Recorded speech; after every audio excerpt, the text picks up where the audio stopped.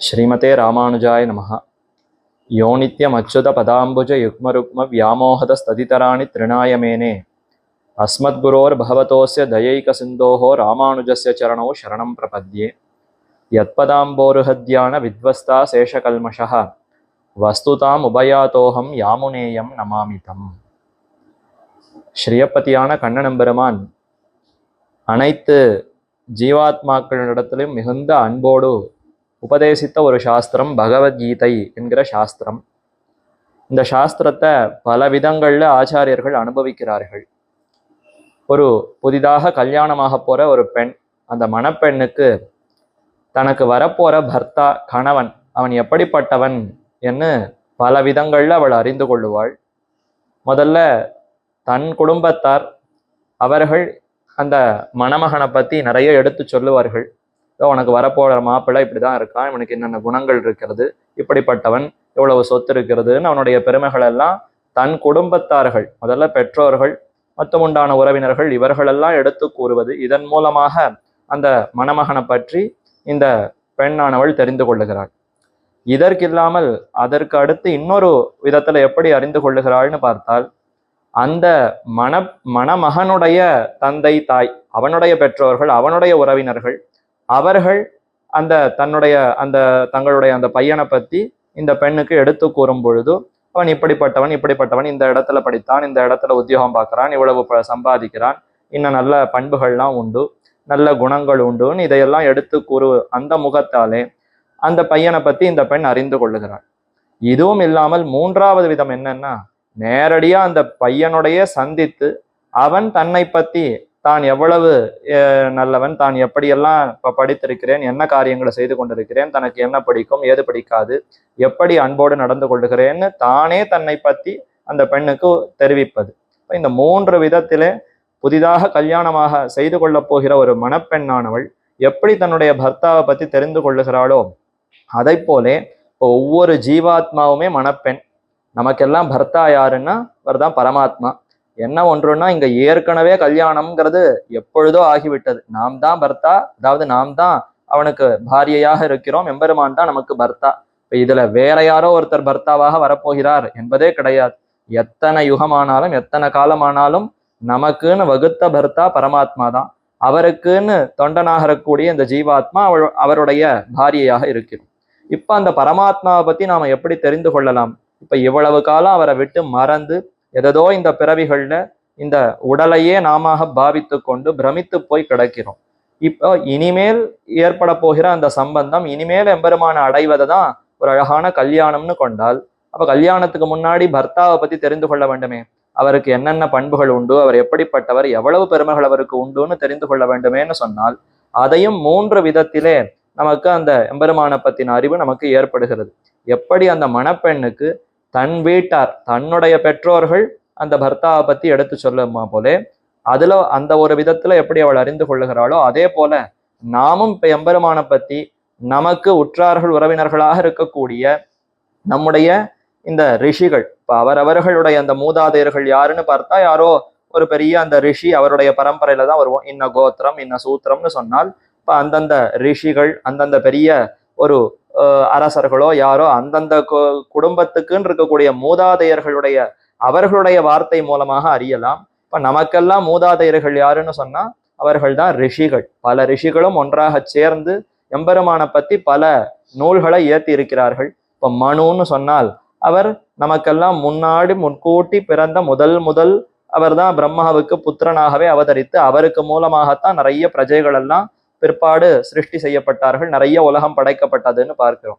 அப்ப அந்த மனு முதலான பெரியோர்கள் மற்றும் உண்டான பராசரர், வியாசர், வால்மீகி, நாரதர், இப்படி எத்தனையோ ரிஷிகள், பிரம்ம ஞானிகள், அவர்கள் எல்லோரும் எம்பெருமானை பத்தி தங்கள் நூல்களிலே நிறைய விளக்கி இருக்கிறார்கள். பரமாத்மா யாரு, ஜீவாத்மா யாரு, பரமாத்மாவுக்கு எத்தனை பெருமைகள் உண்டு என்ன, இந்த பெருமையெல்லாம் நன்கு எடுத்து கூறியிருக்கிறார்கள்.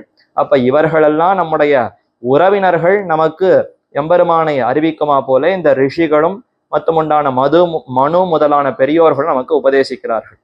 இதற்கு அடுத்து எப்படி அந்த மணமகனுடைய உறவினர்களே மணமகனை பத்தி மணமகளுக்கு எடுத்து கூறுகிறார்களோ, அதே போல ஆழ்வார்கள், ஆச்சாரியர்கள், இவர்கள் தான் அந்த எம்பெருமானுக்கு மிகவும் நெருக்கமான உறவினர்களை போல. எம்பெருமான் இந்த ரிஷிகளை காட்டிலும் ஆழ்வார்களிடத்திலையும் ஆச்சாரியர்களிடத்திலையும் அத்தனை பிரேமத்தோடு அத்தனை அன்போடு தன்னுடைய அனுபவத்தை பகிர்ந்து கொண்டிருக்கிறான். அப்போ எம்பெருமானுக்கு மிகவும் நெருக்கமான உறவினர்கள் யாருன்னா ஆழ்வார்களும் ஆச்சாரியர்களும். அவர்கள் தங்களுடைய அனுபவம், தாம் எப்படி அந்த எம்பெருமானை அனுபவித்தோம், எம்பெருமானுக்கு எத்தனை பெருமைகள், அவர் எப்படி அடியார்களை நழுவ விட மாட்டார், எந்த துக்கமா இருந்தாலும் தீர்த்து வைப்பார், எத்தனை காலத்துக்கும் நமக்கு கூடவே இருந்து ரட்சிக்கக்கூடிய ஒரே பர்த்தா அவர்தான்னு தங்களுடைய பாசுரங்கள் மூலமாக ஆழ்வார்களும் ஆச்சாரியர்களும் எம்பெருமானை பத்தி நமக்கு எடுத்து கூறியிருக்கிறார்கள். இப்ப இந்த ரெண்டு விதத்துல எம்பெருமானை பத்தி அறிந்து கொண்டிருந்தாலும் இன்னும் அந்த மணப்பெண்ணுக்கு எப்பொழுது தெரியுமா முழுமையாக திருப்தி ஏற்படும்னா, நேரடியாக தனக்கு வரப்போகிற பர்த்தாவே தன்னிடத்துல பேசி அவன் எப்படி பேசுகிறான், எப்படி பழகுகிறான், எப்படி இன்முகத்தோடு நடந்து கொள்ளுகிறான், உண்மையாவே அவனிடத்துல இந்த நல்ல குணங்கள்லாம் இருக்கிறதான்னு தானே நேரடியாக அந்த பர்த்தாவை, அதாவது தனக்கு வரப்போகக்கூடிய அந்த பர்த்தா பேசும் பொழுது இது இத்தனையும் அந்த மணப்பெண்ணானவள் கூர்ந்து கவனித்து தெரிந்து கொள்ளுவாள். அப்போ அவளுக்கு ஏற்படக்கூடிய ஆனந்தம்ங்கிறது இன்னும் அதிகரிக்கும். நேரடியாக அந்த பர்த்தாவோடு பேசும் பொழுது, அவன் தன்னை பத்தி அறிவிக்கும் பொழுது இன்னும் நன்றாக புரிந்து கொள்ளுகிறாள். அதே போலத்தான் எம்பெருமான் தாமே சோதிவாய் திறந்து பல சாஸ்திரங்களை அருளி செய்திருக்கிறான். அதிலே முக்கியமானதொன்று இந்த பகவத்கீதைங்கிற சாஸ்திரம். அர்ஜுனனிடத்துல மிகுந்த விருப்பத்தோடு தன்னை பத்தி எப்படியாவது இந்த ஜீவாத்மாக்கள் புரிந்து கொள்ள வேண்டும், தாம் எவ்வளவு அன்போடு இவர்களிடத்திலே இருக்கிறோம், எப்படி பழகுகிறோம், என்னுடைய குணங்கள் எல்லாம் எப்படிப்பட்டவைங்கிறத இந்த ஜீவாத்மாக்கள் எல்லோரும் நன்கு தெரிந்து கொள்ள வேண்டும் என்பதற்காக தாமே சோதிவாய் திறந்து வெளியிட்டிருக்கக்கூடிய அற்புதமான சாஸ்திரம் தான் இந்த பகவத்கீதைங்கிற சாஸ்திரம். அப்போ ஆழ்வார்கள் உபதேசித்திருந்தாலும் அதே மாதிரி ரிஷிகள் உபதேசித்திருந்தாலும் எம்பெருமானுக்கு ஒரு ஜீவாத்மாவின் இடத்துல எத்தனை பிரேமம் என்பதை அவருடைய திருவாயிலிருந்தே வெளிப்பட்டு நன்கு உபதேசித்திருக்கிறார்னு சொன்னால் அதுதான் பகவத்கீதைக்கே இருக்கக்கூடிய பெருமை. அப்படிப்பட்ட பகவத்கீதையத்தான் பல ஆழ்வார்களும் ஆச்சாரியர்களும் தங்களுக்கு ரொம்ப முக்கியமான ஒரு பிரமாணமாக கருதினார்கள். அதை ஆதாரமாக கொண்டுதான் இவர்களே உபதேசித்திருக்கிறார்கள்னு பார்த்தால் எல்லாத்துக்கும் மூலமா இருக்கக்கூடிய அந்த பகவத்கீதை. அந்த பகவத்கீதைக்கு யாமுனாச்சாரியர் கீதார்த்த சங்கிரகம் என்ன அற்புதமான ஒரு நூலை அருளி செய்திருக்கிறார். அந்தந்த அத்தியாயத்துக்குன்னு சாரமான அர்த்தம் என்ன என்பதை முக்கியமாக இந்த கீதார்த்த சங்கிரகத்திலே தெரிவிக்கிறார். தற்பொழுது நாம் அனுபவிக்க வேண்டிய அந்த கீதார்த்த சங்கிரக ஸ்லோகம் என்னன்னா 16வது ஸ்லோகம். இதிலே 3வது ஷட்கம், சரம ஷட்கத்தினுடைய முதல் அத்தியாயமான 13வது அத்தியாயத்தினுடைய அர்த்தத்தை விளக்குகிறார். இப்போ முதல் ஷட்கம் பிரதம ஷட்கம், அதிலே கர்மயோகம் ஞான யோகம் இந்த இரண்டுத்தினாலேயும் அடையக்கூடிய ஆத்ம சாட்சாத்காரத்தை பத்தி, ஆத்மா உள்ளபடி எப்படி தன்னை பத்தி தாமே உள்ளது உள்ளபடியாக நன்றாக அறிதல், அந்த ஆத்ம சாட்சா்காரத்தை பத்தி முதல் பிரதம ஷட்கத்துல விளக்கினார். அடுத்து ஆத்மா உள்ளது உள்ளபடியாக அறிகைன்னு என்ன அர்த்தம், பரமாத்மாவுக்கு இந்த ஜீவாத்மா தொண்டன், அவனை விட்டு பிரியாமல் இருக்கக்கூடிய உடலை போலே எப்பொழுதும் பரமாத்மாவுக்கு தொண்டு செய்ய வேண்டியவன் இவன் என்று நன்கு புரிந்து கொண்டால், இப்போ பரமாத்மாவை பத்தி இன்னும் நன்றாக புரிந்து கொள்ளதான் இன்னும் அவரிடத்துல நெருக்கம் அதிகரித்து அவரை விட்டு பிரியாமல் சேர்ந்திருந்து தொண்டுகளை செய்ய வேண்டும்ங்கிற அந்த உறுதி நமக்கு வரும். அதனாலே பரமாத்மாவை பத்தி நன்கு அறிய வேண்டும் என்பதற்காக பக்தி யோகத்தை கண்ணன் பெருமான் உபதேசித்தான். அதற்கு பரமாத்மாவினுடைய பெருமைகளை நன்கு உணர வேண்டும். அவருடைய பெருத்த அந்த பெருமைகளை எல்லாம் நன்கு உணர்ந்து கொண்டு அவரை இடைவிடாமல் சிந்திக்க சிந்திக்க அதனாலேயே அன்பு வளருகிறது, அதனாலேயே பரமாத்மாவுக்கு நம்மிடத்துல அன்பு அதிகரிக்கிறது. இந்த விஷயங்களை எல்லாம் மத்தியம ஷட்கத்திலே உபதேசித்து இறுதியாக தலை கட்டும் பொழுது பக்தி ஒன்றினால்தான் என்னை அடைய முடியும், பக்தி ஒன்றினால்தான் என்னை அறிய முடியும், பக்தி ஒன்றினால்தான் என்னை காண முடியும், பக்தியாது அனன்யா சக்கியா அகமேவம் விதோர்ஜுன ஞாத்தும் திரஷ்டும் ச தத்வேன பிரவேஷ்டுஞ்ச பரந்தப என்று அர்ஜுனனுக்கு கண்ணன் பெருமான் உபதேசித்தான். அப்ப சொல்ல வேண்டிய அர்த்தங்கள் எல்லாம் மொத்தமா சொல்லி முடித்தாகி விட்டது. ஆனாலும் இன்னும் பரமாத்மாவுக்கு விருப்பம் போறவில்லை, அதாவது விருப்பம் ஓய்ந்தெடுத்தான்னு பார்த்தா ஓயவில்லை. சரி, இன்னும் நிறைய அர்த்தங்களை இவனுக்கு நன்றாக மனசுல பதிய வைக்க வேண்டும் என்பதற்காக மீண்டும் மீண்டும் வெவ்வேறு கோணங்களிலே இவனுக்கு உபதேசிப்போம் என்பதற்காக மேலும் மற்றொரு ஷட்கத்தை எம்பெருமான் தொடங்கினான். 13ஆம் அத்தியாயத்தை எம்பெருமானே தொடங்குகிறார். அர்ஜுனன் ஏதோ சந்தேகம் கேட்டு அதனால உபதேசிக்கிறானான்னு பார்த்தால் அப்படி அல்ல. இதோ உனக்காக இன்னும் மேற்கொண்டு உபதேசிக்கிறேன் என்று தாமே தம்முடைய கருணையினாலே உபதேசிக்கிறார். எத்தனை அன்பு இருக்க வேண்டும், இவன் இந்த சம்சாரத்துல கஷ்டப்படாமல் நம்மை தெரிந்து கொண்டு நம்மோடு வந்து சேர வேண்டும்ங்கிற அந்த அன்பினாலே பெருமானே அடுத்த ஷட்கத்தை தொடங்குகிறார். 13ஆம் அத்தியாயத்திலே மீண்டும் ஒரு தடவை 2ஆம் அத்தியாயத்துல சொன்ன தேகத்தினுடைய ஸ்வரூபம் என்ன, உடல் எவ்வளவுதான் போற்றி பாதுகாத்தாலும் பேணி பாதுகாத்தாலும் அது தாழ்ந்ததுதான், அது ஒரு நாளைக்கு இல்லை ஒரு நாள் அது அழிந்தேதான் போகும், அது எத்தனையோ மாறுபாடுகளை சந்தித்து கொண்டே இருக்கும். இந்த உடலை அதை நன்கு பாதுகாக்கணுங்கிற அந்த எண்ணத்தையே விடு அர்ஜுனா என்று அதை பத்தி உபதேசித்து, ஆனால் ஆத்மாவுக்கு எத்தனை பெருமை தெரியுமா, இந்த ஆத்மாதான் நித்தியமானது, இந்த உடலையே எப்பொழுதும் தாங்கி கொண்டு உடலுக்கு வேண்டிய அந்த காரியங்களை எல்லாம் செய்வதற்கு ஆத்மா கூட இருந்தாதான் செய்ய முடியுமே தவிர தனித்த உடலே செயல்களை செய்ய முடியுமா? அப்ப உடல் செயல்பட வேண்டும்னு சொன்னாலே அதை செயல்படுவதற்கு ஆத்மாதான் ரொம்ப முக்கியம். அப்படிப்பட்ட ஆத்மாவினுடைய பெருமையை தெரிந்து கொள்.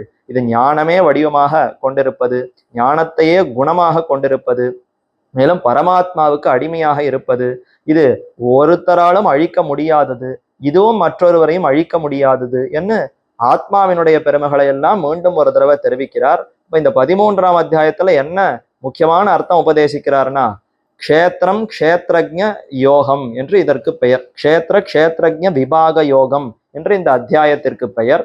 க்ஷேத்திரம்னு சொன்னால் இந்த தேகம், இந்த உடலையே க்ஷேத்திரம்னு கண்ணன் குறிப்பிடுகிறான். க்ஷேத்ரஜ்ஞன்னு சொன்னால் உடல் அதனுடைய தன்மைகள் என்னங்கிறதை நன்கு அறிந்திருக்கக்கூடியவனான ஜீவாத்மா. க்ஷேத்ரஜ்ஞம்னு சொன்னால் க்ஷேத்திரத்தை நன்றாக அறிந்திருக்கக்கூடியவனான ஜீவாத்மா. அவனுடைய தன்மைகள் என்ன, ஏன் இந்த ஜீவாத்மா இந்த உடல்லே கட்டுப்பட்டிருக்கிறார், எதனாலே இந்த பந்தம் தொடர்பு ஏற்பட்டது, எப்படி இந்த பந்தத்தை அறிந்து கொண்டு பிரித்து அறிய வேண்டும், உடல் வேறு ஜீவாத்மா வேறுங்கிறத எப்படி பகுத்து அறிய வேண்டும் என்கிற விஷயத்தை எல்லாம் தான் இதுல நன்கு விளக்குகிறார். அப்ப 2ஆம் அத்தியாயத்துல கூறின அதே அர்த்தங்கள், ஆனா சற்று வேறுபாட்டோடு இன்னும் விவேக ஞானத்தோடு எப்படி பகுத்து அறிய வேண்டும்ங்கிறதுல மிகவும் உறுதி கொண்டவனாய் அதை இதுல உபதேசிக்கிறான். அப்போ அந்த அத்தியாயத்தினுடைய சாரமான இந்த சங்கிரக ஸ்லோகத்தை ஆளவந்தார் எப்படி தெரிவிக்கிறாருங்கிறத பார்க்கலாம். பக்தேகே சிரைஷ்டியம், இது 12ஆவது அத்தியாயம். அடுத்து 13ஆவது அத்தியாயத்தினுடைய சாரத்தை தெரிவிக்கிறார். தேகஸ்வரூபம் ஆத்ம ஆப்தி ஹேதுர் ஆத்ம விஷோதனம் பந்த ஹேதுர் விவேகஷ்ட திரையோதச உதீரியதே.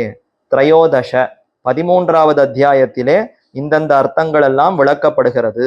என்னென்ன அர்த்தங்கள்? தேகஸ்வரூபம் உடலினுடைய தன்மை, இந்த தேகம் இந்த உடலுக்கு இருக்கக்கூடிய தன்மைகள் என்ன என்பதை விளக்குகிறார். ஆத்ம ஆப்தி ஹேதுகு, ஆத்மா ஆத்ம ஆப்தினா ஆத்மாவை அடைவது, ஆத்மாவை அடைவதற்கு எது காரணம், அதற்கு எது ஹேது, எந்த காரணங்கள் எதையெல்லாம் நாம் கடைபிடித்தால் இந்த ஆத்மாவை நன்கு உணரலாம் அடையலாம். அப்ப தேகத்தினுடைய தன்மை என்ன, அடுத்து ஆத்மாவை எப்படி அடைவது, ஆத்மாவை எப்படி உணருவது, அதற்கு உண்டான காரணங்கள், அதற்கு உண்டான உபாயங்கள் என்ன என்பதையும் தெரிவிக்கிறார். ஆத்ம விஷோதனம், ஆத்மா என்பவர் யார், ஆத்மாவை எப்படி உணர்ந்து கொள்ள வேண்டும், அவருக்கு இத்தனை பெருமைகள் இருக்கிறதான்னு சொன்னால் அதெல்லாம் உண்மையான்னு நல்ல விஷோதனம் ஆராய்ந்து முடிவு கட்டுகிறாராம்.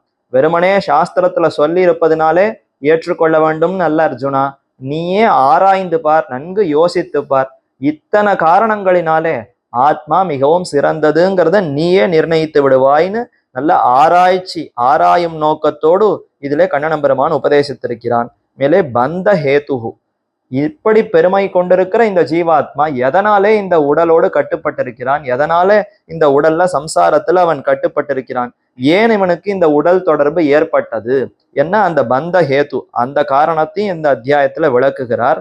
அடுத்து விவேகஷ்ட, விவேகம்னு சொன்னால் பகுத்து அறிவு, நன்கு பகுத்து பார்த்து ஆத்மாவுக்கு எத்தனை பெருமைகள், உடலுக்கு எவ்வளவு தாழ்வுகள், இதை விட்டுட்டு ஆத்மாவை அடைவதில் தான் நமக்கு உறுதியான எண்ணம் இருக்க வேண்டும் என்று அந்த உறுதி நமக்கு வருவதற்கு விவேக ஞானம், எத்தனையோ பெரியோர்கள் இப்படிதான் செய்திருக்கிறார்கள் என்று அதையெல்லாம் உபதேசித்து, ஆகவே நன்கு பகுத்தறிவாளனாக இருந்து கொண்டு ஆத்மாவை அடைவதிலே உறுதி பூண்டவனாய் இரு என்று இந்த அத்தியாயத்துல உபதேசிக்கிறார். அப்போ தேகஸ்வரூபம் உடலினுடைய தன்மைகள் என்ன, ஆத்ம ஆப்தி ஹேதுகு ஆத்மாவை அடைவதற்கு என்ன உபாயங்கள், அடுத்தது ஆத்ம விஷோதனம் ஆத்மாவுக்கு இருக்கக்கூடிய அந்த தன்மைகளை எல்லாம் ஆராய்ந்து நன்கு விளக்குகிறார். பந்த ஹேதுகு இந்த உடலுக்கும் இந்த ஆத்மாவுக்கும் எதனாலே தொடர்பு ஏற்பட்டது, எத்தனையோ காலமா அனாதி காலமா நம்ம பிறவி எடுத்துக்கொண்டே இருக்கிறோமே, இப்படி இந்த பிறவிகள் நமக்கு ஏன் வந்தது, அந்த தொடர்பு எதனால் ஏற்பட்டதுங்கிற காரணம். அடுத்து இறுதியாக விவேக ஞானம். ஆத்மானா என்ன, பரமாத்மா அதாவது உடல்னா என்ன, ஆத்மானா என்னன்ற அந்த இரண்டையும் எப்படி பகுத்து அறிவது என்ற அந்த விஷயத்தையும் இந்த அத்தியாயத்துல கண்ணன் பெருமான் உதீரியத்தே நன்கு விளக்கி இருக்கிறார் என்று ஆளவந்தார் தெரிவிக்கிறார். இதற்கு உண்டான வியாக்கியானம் கீதார்த்த சங்கிரக ரக்ஷை, அதுல வேதாந்தாச்சாரியர் தெரிவிக்கிறார். அத்திர பாஷ்யம், இவ்விடத்துல கீதா பாஷ்யத்திலே எம்பெருமானார் என்ன தெரிவிக்கிறார்? தத்ர தாவது திரையோதசே தேகாத்மனோஹோ ஸ்வரூபம். திரையோதச அத்தியாயத்திலே தேகம் ஆத்மா இந்த இரண்டினுடைய தன்மைகளையும் விளக்குகிறார். தேகம் எப்படிப்பட்டது, ஆத்மா எவ்வளவு உயர்ந்தது என்கிற இரண்டத்தினுடைய ஸ்வரூபம்னா அவத்தினுடைய உண்மையான அந்த தன்மைகள் என்ன என்பதை விளக்குகிறார். தேக யாத்தாத்மிய சோதனம், தேகத்தினுடைய யாத்தாத்மியம் மேலெழுந்த வாரியா தேகத்துக்கு என்ன தன்மை, ஆத்மாவுக்கு என்ன தன்மை என்று கூறுவது ஒரு விதம். இல்லை, நன்னா ஆராய்ந்து பார்த்து தேகம்னு சொன்னால் இப்படி இருப்பதுதான் தேகம் என்று அந்த யாத்தாத்ம ஞானத்தோடு தேகத்தை நன்கு புரிந்து கொண்டால் அப்ப நிச்சயம் அதுல ஒரு விருப்பமே ஏற்படாது அல்லவா? நல்லா தெரிந்து கொண்டு விட்டேன், என்ன செய்தாலும் இந்த உடல் தாழ்ந்ததான்னு மனசுல நன்றாக பதிந்து விட்டதுன்னு சொன்னால் மறுபடியும் இந்த உடலை குறித்து அதை பாதுகாக்கணும், அதை நன்னா பேணணும், அதுக்கு நன்னா வேண்டியதை செய்யணும், அது ஆனந்தமா இருக்கும்படியா பாதுகாக்கணும் வச்சுக்கணுங்கிற அந்த எண்ணம் நமக்கு வராம இருக்கணுமே. அதற்காக நன்கு ஆராய்ந்து தேக யாத்தாத்மிய சோதனம், தேகத்தினுடைய அந்த யாத்தாத்மியமான தன்மை உள்ளது உள்ளபடியான தன்மையை நன்கு ஆராய்ந்து தெரிவிக்கிறார். தேக வியுக்த ஆத்ம பிராப்தி உபாயகம், தேகத்தை விட்டு ஆத்மாவுக்கு எத்தனை பெருமைகள், தேகத்தோடு கூடி இருக்கிற நிலையில ஆத்மாவுக்கு இருக்கிற பெருமைகள் எல்லாம் மழுங்கி கிடக்கிறது. ஒரு சேத்துக்குள்ள ஒரு மாணிக்கம் அழுந்தி இருந்ததுன்னா மாணிக்கத்தினுடைய ஒளி வெளியில வராதே. அது மாதிரி இந்த ஆத்மாவுக்கு எத்தனையோ பெருமைகள் இருந்தும் தேகத்தினாலே கட்டுப்பட்டு இருக்கும் பொழுது அதனுடைய பெருமைகளே வெளியில தெரிவதில்லை. வெறும் உடல் என்றே பிரமித்து கொண்டு இதிலேயே அதிலேயே உழன்று கொண்டிருக்கிறது. அப்படி இல்லாமல் இந்த தேகத்தை விடுத்து ஆத்மாவினுடைய பெருமைகளை பார்த்தால் அதை அடைவதற்கு நமக்கு மிகுந்த ஒரு விருப்பம் ஏற்படும். அப்படி அடைய வேண்டும்னு சொன்னால் எந்த உபாயத்தை செய்தால் அந்த ஆத்மாவை அடைய முடியும் அப்படிங்கிற அந்த விஷயத்தையும் உபாயத்தையும் இந்த அத்தியாயத்துல தெரிவிக்கிறார். விவிக்த ஆத்மஸ்வரூப சோதனம். விவிக்த ஆத்மஸ்வரூப சோதனம்னா மறுபடியும் எப்படி தேகத்தினுடைய உள்ளபடியான தன்மையா ஆராய்ந்து தெரிவித்தாரோ அது மாதிரி உடலினுடைய அதாவது ஆத்மாவினுடைய உள்ளபடியான தன்மைகள் என்ன, ஆத்மான்னு சொன்னால் இந்தந்த பண்புகள் இருந்தால்தான் ஆத்மாங்கிறத நன்கு ஆராய்ந்து தெரிவிக்கிறார். இதனாலெல்லாம் ஆத்மாவுக்கு பெருமைகள் என்பதையும் ஆராய்ந்து இதுல தெரிவிக்கிறார். ததாவிதஸ்ய ஆத்மனஷ்ட அச்சித் சம்பந்த ஹேதுஹு, இப்படி பெருமைகளோடு இருக்கக்கூடிய ஆத்மாவுக்கு எதனாலே இந்த அச்சித்தோடு ஒரு எல்லை காண முடியாத ரொம்ப காலமாக ஒரு தொடர்பு ஏற்பட்டிருக்கிறதே, இது எதனாலே ஏற்பட்டது? அச்சித் சம்பந்தம், அனாதி காலமாக இந்த உடலோடு இந்த ஜீவாத்மாவுக்கு தொடர்பு இருந்து கொண்டே இருக்கிறதே, அதற்கு என்ன காரணம் என்பதையும் ததோ விவேக அனுசந்தான பிரகாரஷ்ச, அதற்கு பிற்பாடு விவேக அனுசந்தானம் எப்படி இத்தை பிரித்து அறிவது என்கிற அந்த வழிமுறையும் அந்த முறையும் இதிலே நன்றாக விளக்கப்பட்டிருக்கிறதுன்னு இந்த ஆளவந்தாருடைய கீதார்த்த சங்கிரக ஸ்லோகத்தை அப்படியே எம்பெருமானார் தன்னுடைய அந்த வார்த்தைகளிலே இந்த 13வது அத்தியாயத்தினுடைய தொடக்கத்திலே முன்னுரையிலே எம்பெருமானார் கீதா பாஷ்யத்துல காட்டியிருக்கிறார் என்கிற இந்த விஷயத்தை இப்ப அதாவது வேதாந்தாச்சாரியர் இந்த தம்முடைய வியாக்கியானத்துல எடுத்து காட்டினார். இனி மேற்கொண்டு அந்த ஸ்லோகத்தை விளக்குகிறார். அத்த தேகஸ்வரூபம் இதி அனேனைவ அபிப்ரேதம் தேகாத்மனோஹோ ஸ்வரூபம் இதி. இவ்விடத்துல தேகஸ்வரூபம்னு ஆளவந்தார் முதல்ல தெரிவிக்கிறாரே, அதுக்கு என்ன அர்த்தம்னு சொன்னால் தேகஸ்வரூபம் இதி அனேனைவ அபிப்ரேதம், இதனாலேயே மற்றொன்றும் தெரிவிக்கப்படுகிறது. வெறும் தேகஸ்வரூபம்னு கூறப்பட்டிருந்தாலும் தேகத்தினுடைய தன்மை என்று மட்டும் கொள்ள வேண்டாம். தேக ஆத்மனோஹோ ஸ்வரூபம் இதி, தேகத்தை ஒன்றிருக்கக்கூடிய ஆத்மாவினுடைய தன்மையும் இந்த அத்தியாயத்துல விளக்கப்பட்டிருக்கிறதுன்னு கொள்ள வேண்டும். வெறும் உடலினுடைய தன்மைகளை மட்டும் அண்ணன் பெருமான் விவரிக்கவில்லை. உடலை எடுத்து கொண்டிருக்கக்கூடியதான ஆத்மாவுக்கு என்ன பெருமைகள், ஆத்மாவுக்கு உண்மையான தன்மை என்ன, ஸ்வரூபம் என்ன என்பதையும் இதிலே விளக்குகிறாருங்கிறத தெரிந்து கொள்ள வேண்டும். அதையும் இதுல குறிப்பால உணர்த்துகிறாராம் ஆளவந்தார். அப்ப தேகஸ்வரூபம்னு ஆளவந்தார் குறிப்பிட்டிருந்தாலும் அவ்விடத்திலே ஆத்மஸ்வரூபத்தையும் சேர்த்து அர்த்தமாக நாம் புரிந்து கொள்ள வேண்டும். அடுத்து தேக யாதாத்மிய சோதனம் இதிச்ச விவருத்தம். தேக யாதாத்மிய சோதனம், தேகத்தினுடைய உள்ளபடியான தன்மையை நன்கு ஆராய்ந்து விளக்குகிறார் என்று இத்தை விளக்கமாக இவ்விடத்துல புரிந்து கொள்ள வேண்டும். தேக யாதாத்மிய சோதனம் இதிச்ச விவருத்தம். விவருத்தம்னா அது நன்றாக விளக்கப்பட்டிருக்கிறது இந்த அத்தியாயத்திலே. ஆத்ம ஆப்தி ஹேதுஹு அப்படின்னு ஆளவந்தார் தெரிவிக்கிறாரே, அதற்கு என்ன ஆதாரம்? இந்த அத்தியாயத்துல எந்த ஸ்லோகத்தினால இப்படி தெரிவிக்கிறார்னா, அமானித்வம் அதம்பித்வம் அஹிம்சா க்ஷாந்தி ரார்ஜவம் என்று இந்த அத்தியாயத்தில 7வது ஸ்லோகம், 13வது அத்தியாயத்தினுடைய 7வது ஸ்லோகத்துல இந்த மாதிரி வரிசையா பல தன்மைகள் தெரிவிக்கிறார். கர்வம் இல்லாமல் இருக்கணும், யாரிடத்திலையும் ஹிம்சை அவர்களெல்லாம் துன்புறுத்தாமல் இருக்க வேண்டும், அஹிம்சையை கடைபிடிக்க வேண்டும், சாந்தி பொறுமையோடு இருக்க வேண்டும் என்று பல குணங்களை சொல்லி, இந்த மாதிரியான குணங்களை வளர்த்து கொண்டால் அதன் மூலமாக ஆத்மாவை நன்கு உணரலாம்னு கண்ணன் பெருமான் உபாயங்களை தெரிவித்துக் கொண்டிருக்கிறார் 2 ஸ்லோகங்கள்ல. அதனால அதை அடிப்படையாக கொண்டுதான் ஆள வந்தார் ஆத்ம ஆப்தி ஹேதுஹு என்று இவ்விடத்துல தெரிவிக்கிறார். அமானித்வம் இத்தியாதிபி ருக்தஹா, இந்த ஸ்லோகத்துல கூறப்பட்டிருக்கிற அந்த தன்மைகள் தான் ஆத்மாவை உள்ளபடியாக உணருவதற்கு காரணங்கள், உபாயங்களாக இருக்கின்றன. அப்ப அந்த குணங்கள் எல்லாம் வளர்த்து கொண்டோம்னு சொன்னால் ஆத்மாவை நன்கு உணரலாம், காணலாம். அடுத்து ஆத்ம விஷோதனம், ஆத்மாவை நன்கு ஆராய்ந்து பார்த்தல், அதனுடைய தன்மைகளை எல்லாம் ஆராய்ந்து அறிதல். அதை கண்ணன் பெருமான் எங்க தெரிவிக்கிறார்னா 13வது அத்தியாயத்தினுடைய 12வது ஸ்லோகம், ஞேயம் யத்தத் பிரவக்ஷ்யாமி. எந்த ஒரு உடலுக்குள்ளே ஒன்று நுழைந்து இது அத்தனையும் நியமிக்கக்கூடியதோ அப்படிப்பட்டதை நீ அறிவாய், ஆத்மா என்று அறிவாய்னு சொல்லி அந்த ஆத்மாவை எப்படி புரிந்து கொள்ள வேண்டும், எப்படி ஆராய்ச்சி கண்ணோட்டத்தோடு அதை அறிந்து கொள்ள வேண்டும் என்பதையும் இந்த அத்தியாயத்துல 12வது ஸ்லோகத்திலிருந்து எம்பெருமான் தெரிவித்திருக்கிறார். அதனால தான் ஆள வந்தார் இவ்விடத்துல ஆத்ம விஷோதனம்னு தெரிவிக்கிறார். அப்ப ஆத்மாவையும் நன்கு ஆராய்ந்து தெரிந்து கொள்ள வேண்டும், அதனுடைய தன்மைகளை புரிந்து கொள்ள வேண்டும். அதே போல தேகத்தையும் ஆராய்ந்து பார்த்து இது மிகவும் தாழ்ந்தது என்பதையும் புரிந்து கொள்ள வேண்டும். அதையெல்லாம் தான் இந்த அத்தியாயத்துல முதல் கட்டமாக பல ஸ்லோகங்கள்ல கண்ணன் பெருமான் விவரித்திருக்கிறார். அடுத்தது பந்தஹேதுஹு, எதனாலே இந்த உடலுக்கும் இந்த ஆத்மாவுக்கும் அனாதி காலமான ஒரு தொடர்பு இருக்கிறதே. இந்த உடலோடு இப்போ தொடர்பு, இதற்கு முன் பிறவிகள்ல வேற உடலோடு தொடர்பு, அதற்கு முன் பிறவியில இன்னொரு உடலோடு தொடர்பு. அப்ப வரிசையா பார்த்தா பல பிறவிகள், ஒவ்வொரு பிறவியிலையும் ஏதோ ஒரு அச்சித்து ஒரு உடலோடு தான் இந்த ஜீவாத்மா தொடர்பு கொண்டிருக்கிறது. ஏன் இந்த தொடர்பு, எதனாலே இந்த தொடர்பு ஏற்பட்டது என்பதையும் இதுல ஆராய்ந்து தெரிவிக்கிறார்.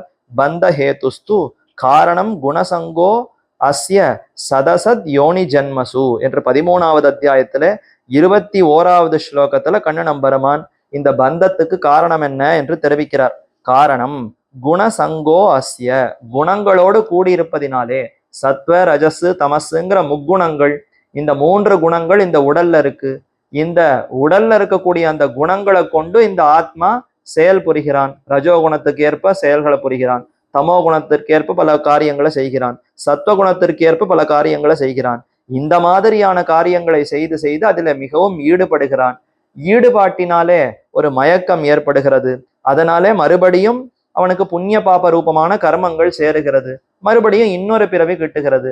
அந்த பிறவில மறுபடியும் இதே சத்வரஜஸ் தமோஸுங்கிற அந்த குணத்தினால அதனால ஈடுபட்டு பல காரியங்களை செய்கிறான்னு சொல்லி இது ஒரு சுழற்சி முறையில மீண்டும் மீண்டும் இந்த குணங்களாலேயே தூண்டப்பட்டு இவன் பல காரியங்களை செய்ய செய்ய அதனாலேயே இவனுக்கு உடல் தொடர்புங்கிறது நீங்காமல் அது எப்பொழுதும் கிட்டிக்கொண்டே இருக்கிறது. எப்பொழுதும் ஒரு உடலோடு சேர்ந்திருக்கிறான்.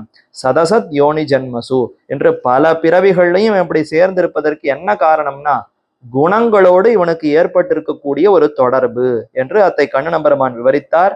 அதனால தான் இங்க ஆள வந்தாரும் பந்தஹேதுஹு, இந்த அத்தியாயத்துல பந்தஹேதுவையும் கண்ணன் பெருமான் விவரிக்கிறார்னு தெரிவித்தார். அடுத்து தியானேன ஆத்மனி பஷ்யந்தி என்று 13வது அத்தியாயத்துல 24வது ஸ்லோகம். அங்க என்ன தெரிவிக்கிறார்னா இத்தியாதினா விவேக அனுசந்தான பிரகாரோ யதாதிகாரம் தர்ஷிதா. யதா அதிகாரம், எல்லாருக்கும் ஒரே விதமான அறிவு இருக்குமான்னு கேட்டா இருக்காது. அப்ப அந்தந்த நிலையில இருக்கக்கூடிய ஒவ்வொரு ஜீவாத்மாக்கள் அவரவர்களுக்கு எவ்வளவு அறிவு இருக்கிறதோ, எவ்வளவு சக்தி இருக்கிறதோ, ஆற்றல் இருக்கிறதோ, அந்த ஆற்றல் சக்தி ஞானத்திற்கு ஏற்ப இதோ இந்த மாதிரியான விதங்கள், இந்த மாதிரியான வழிமுறைகளை கடைபிடித்தால் அப்ப நன்கு பகுத்து அறிந்து கொள்ளலாம். ஆத்மா வேறு உடல் வேறுங்கிறத இந்த செயல்களை செய்ய செய்ய அதனுடைய இறுதியிலே அவர்கள் நன்கு புரிந்து கொள்ளலாம்னு சொல்லி 24வது ஸ்லோகத்திலிருந்து 34வது ஸ்லோகம் வரிசையா அந்த ஸ்லோகங்கள் எல்லாம் இந்த விவேகத்தை பத்தி தான் தெரிவிக்கிறார். தியானேன ஆத்மனி பஷ்யந்தி. தியானம் செய்ய கர்மயோகத்தை நன்கு செய்ய செய்ய அதனாலேயே மனசு பக்குவப்படும். மனசு பக்குவப்பட்டதுன்னு சொன்னால் ஆத்மாவை குறித்து நன்கு சிந்திக்கலாம். இப்படி சிந்தித்து சிந்தித்து இன்னும் நன்றாக அறிந்து கொள்ளலாம் என்ற அந்த வழிமுறைகளை எல்லாம் அந்த 24வது ஸ்லோகத்திலிருந்து தொடங்கி கண்ணநம்பெருமான் விவரித்திருக்கிறார். அதுதான் விவேகம்னு இந்த இடத்துல ஆளவந்தார் குறிப்பிடுவது எதனாலன்னா, அங்க கண்ணநம்பெருமான் இப்படி பகுத்து ஆராயலாம்ங்கிற அந்த முறைகளை எல்லாம் தெரிவித்திருக்கிறார்.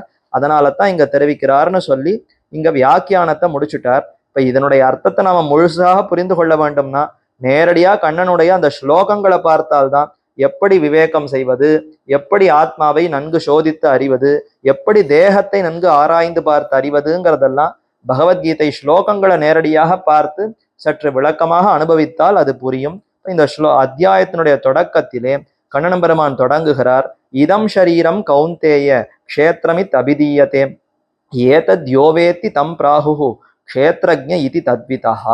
இந்த ஷரீரத்தில் இருக்கக்கூடிய ஆத்மா, இதம் ஷரீரம் கௌந்தேய க்ஷேத்ரமித் அபிதீயதேன்னு சொன்னால், இதோ இந்த ஷரீரம், இந்த தேகம் இருக்கிறதே, ஆத்மா எடுத்து கொண்டிருக்கக்கூடிய இந்த தேகம்னு நேரடியா கண்ணநம்பெருமான் அந்த அர்ஜுனுடைய அந்த உடலையே தொட்டு காட்டுகிறான். இந்த உடல் இருக்கிறதே, இந்த உடலைத்தான் ஷரீரம் என்று பெரியோர்கள்லாம் தெரிவிக்கிறார்கள்.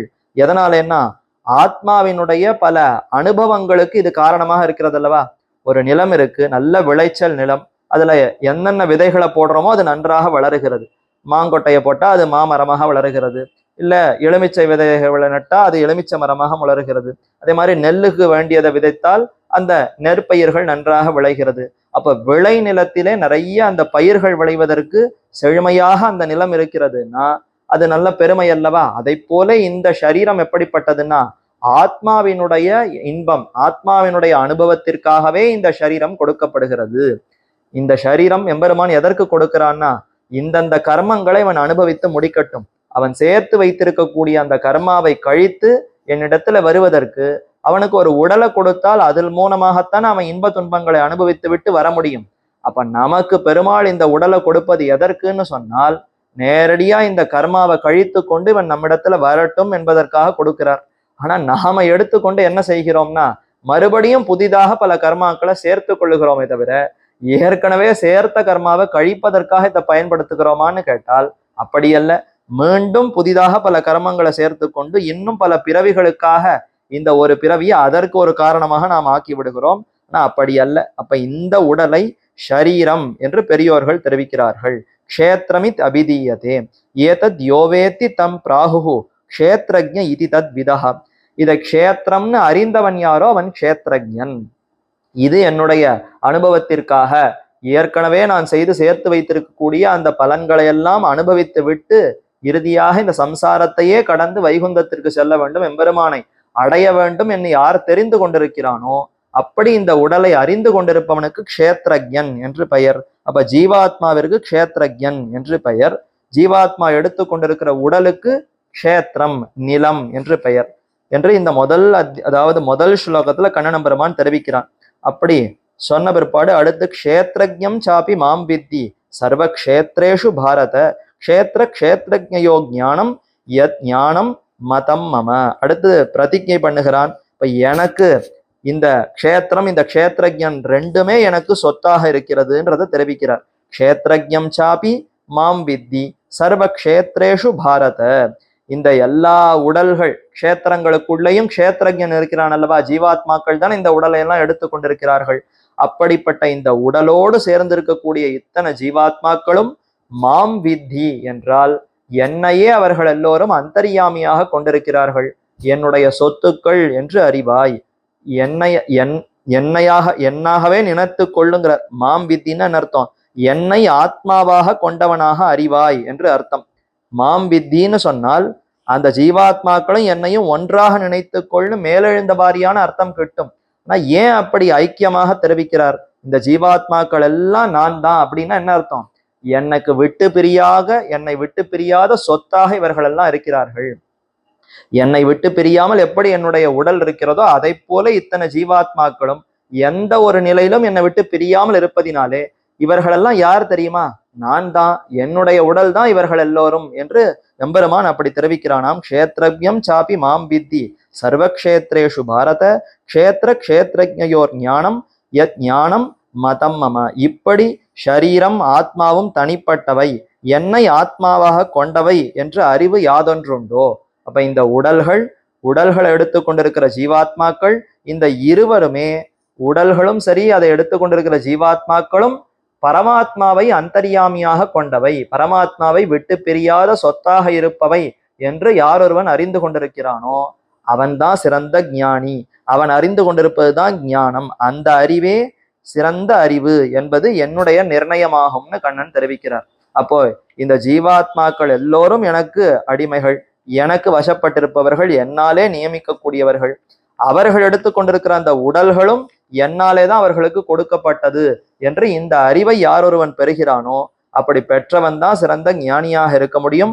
அதைத்தான் அறிவு என்றே நான் கொள்ளுகிறேன், அதுதான் உண்மையான ஞானம் என்று எம்பெருமான் இந்த ஸ்லோகத்துல தெரிவிக்கிறார். அப்போ க்ஷேத்திரம் க்ஷேத்ரஜ்யம் இந்த இரண்டுமே பரமாத்மாவுக்கு வசப்பட்டவை என்று தெரிந்து கொள்ள வேண்டும். தனியாக நாமே இந்த உடல் எடுத்துக்கொண்டோமான்னு கேட்டால் இல்லையே, பரமாத்மாவினுடைய அனுகிரகத்தினால்தான் இந்த கர்மத்துக்கு இந்த உடல் என்று நமக்கு ஏற்பட்டிருப்பதே அவருடைய அனுகிரகத்தினால தானே.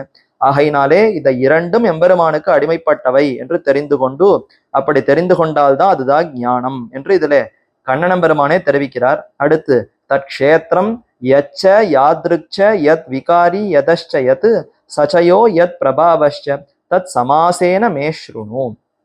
இதை முழுவதுமாக நான் உனக்கு உபதேசிக்கிறேன். இப்ப இந்த இரண்டும் எனக்கு அடிமைப்பட்டவைன்னு சொல்லிவிட்டேன், அது மட்டும் போராது.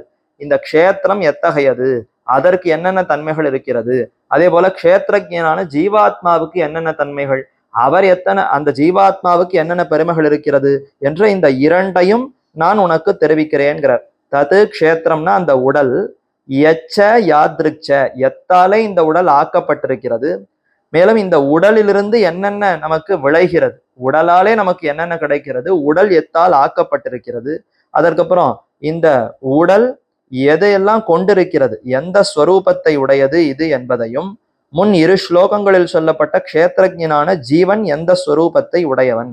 அப்ப முதல்ல இந்த க்ஷேத்திரம் அது எத்தகையது, எத்தால் ஆக்கப்பட்டிருக்கிறது, எதற்கு அது இருப்பிடமாய் இருக்கிறது, அதே மாதிரி எவையாக அவை பரிணமிக்கிறது. இந்த உடல்ங்கிறது மாறுபட்டு கொண்டே இருக்கும் அல்லவா. அப்ப இது எதாக மாறுகிறது, எத்தால் ஆக்கப்பட்டிருக்கிறது, எதை தன்னிடத்துல கொண்டிருக்கிறது, எதாக அது மாறுகிறது, யாருடைய அனுபவத்திற்காக இருக்கிறது என்றெல்லாம் முதல்ல தெரிவிக்கிறேன். அடுத்து இந்த உடலை கொண்டு யார் அனுபவிக்கிறானோ அந்த ஜீவாத்மாவுக்கு இருக்கக்கூடிய பிரபாவம், அவனுக்கு இருக்கக்கூடிய பெருமை எத்தகையது, இவை அனைத்தையும் சுருக்கமாக என்னிடமிருந்து கேட்பாயாகன்னு நேரே கண்ணன் தாமே இப்போ விருப்பத்தோடு தெரிவிக்கிறார். அர்ஜுனன் கேட்கவே இல்லை, இருந்தாலும் இவனுக்கு தெளிவாக புரிய வைக்க வேண்டும், எந்த குழப்பமும் இருக்கக்கூடாது. இங்கேயோ 2ஆம் அத்தியாயத்துல சொல்லிட்டு 12 அத்தியாயம் முடிஞ்சு போச்சு, மறுபடியும் ஏதோ கலக்கமா இருக்கு, எப்ப ஏதோ உபதேசித்தாய், தேகம்னா இப்படிப்பட்டது, ஆத்மானா இப்படிப்பட்டது, இப்ப எனக்கு புரியலையே நம்ம சொல்லக்கூடாது என்பதற்காக தாமே மீண்டும் ஒரு தடவை இந்த 13ஆவது அத்தியாயத்துல என்னிடமிருந்து கேட்பாயாக, நானே சொல்லுகிறேன் கேள் அர்ஜுனா என்று ஆர்வத்தோடு கண்ணன் பெருமான் உபதேசிக்கிறார். சரி, அப்படி அந்த தேகத்துக்கு என்ன தன்மைகள், இந்த உடலுக்கு என்ன தன்மைகள், இதை பத்தி நானே உனக்கு கூறி விடுகிறேனா என்றால் நான் தான் கூறுகிறேன். ஆனா இதை முன்கூட்டியே ரிஷிகள் எல்லோரும் தெரிவித்திருக்கிறார்கள். வேத வியாசரே பிரம்மசூத்திரத்துல தெரிவித்திருக்கிறார் என்று அத்தை இங்க 4வது ஸ்லோகத்துல கண்ணன் பெருமான் தெரிவிக்கிறார். ரிஷிபிர் பகுதா கீதம் சந்தோபிர் விவிதைஹி பிருத்தக் பிரம்மசூத்திர பதைச்சைவ ஹேதுமத்பிர் வினிஷ்டிதைஹி. இது ஏதோ இன்று உனக்கு அர்ஜுனனுக்காக கண்ணன் புதிதாக சொன்னான் என்பதே கிடையாது. இதே மாதிரிதான் 4வது அத்தியாயத்துல என்ன தெரிவித்தார், இந்த யோகத்தை நான் உனக்கு இன்று புதிதாக உபதேசிக்கவில்லை, முன்கூட்டியே விவஸ்வான்கிற அந்த சூரியனுக்கு நான் இதை உபதேசித்தேன். சூரியன் தன்னுடைய பிள்ளையான மனுவுக்கு உபதேசித்தார், மனுவினிடத்திலிருந்து இக்ஷ்வாக்கு வந்தது என்று வரிசையா பரம்பரையா இது வந்து கொண்டிருந்தது. ஆனால் இப்ப பல காலம் ஆன பிற்பாடு அது சற்றே மறைய தொடங்கித்து. அர்ஜுனா, இப்ப உனக்கு கலக்கம் ஏற்பட்டபடியினாலே மீண்டும் அந்த யோகத்தை நான் உனக்கு உபதேசிக்கிறேன்னு 4ஆம் அத்தியாயத்திலே தெரிவித்தாரு. அதை போல இப்ப மீண்டும் ஒரு தடவை இந்த அத்தியாயத்துல பிரதிஜை பண்றார். நான் உனக்கு ஏதோ உன்னை சண்டை போட வைக்க வேண்டும் என்பதற்காக புதிதாக சொல்லவில்லை அர்ஜுனா, இதெல்லாம் முன்கூட்டியே ரிஷிகள் எல்லோரும் தெரிவித்திருக்கிறார்கள். ரிஷிபிகி பகுதா கீதம், பல ரிஷிகளும் பல பெரியோர்களும் பல தடவை கூறியிருக்கிறார்கள். வியாசர், பராசரர், வால்மீகி, எத்தனையோ வேதவியாசர், மனு முதலான பல ரிஷிகள் பல தடவை பல நூல்கள்ல தெரிவித்திருக்கிறார்கள். அப்படிப்பட்ட அர்த்தத்தை தான் உனக்கு தெரிவிக்கிறேன். சந்தோபிர் விவிதைஹி பிருத்தக்கு. சந்தஸ்ன்னு சொன்னால் இவ்விடத்துல உபனிஷத்துக்கள்னு அர்த்தம். ஈஷ, கேன, கட, முண்ட, மாண்டூக்கிய, தித்திரின்னு பல உபனிஷத்துக்கள் இருக்கிறதே, அந்த உபனிஷத்து வேதாந்தங்கள்ல எல்லாம் இது நன்றாக ஒவ்வொரு வேதாந்தத்திலையும் கூறப்பட்டிருக்க அர்த்தங்களை தான் இப்போ உனக்கு தெரிவிக்கிறேன். அடுத்து பிரம்மசூத்திர பதைஷ்சைவ. இந்த உபனிஷத்துக்களுக்குள்ள இருக்கக்கூடிய முரண்பாடுகள், சந்தேகங்களை எல்லாம் நீக்குவதற்காக வேதவியாசர் பிரம்மசூத்திரம் என்ற கிரந்தத்தை ஏற்றி இருக்கிறார். அந்த பிரம்மசூத்திரத்திலையும் இப்படிதான் தேகத்தினுடைய தன்மைகள் கூறப்பட்டிருக்கிறது, ஆத்மாவினுடைய பெருமைகள் கூறப்பட்டிருக்கிறது.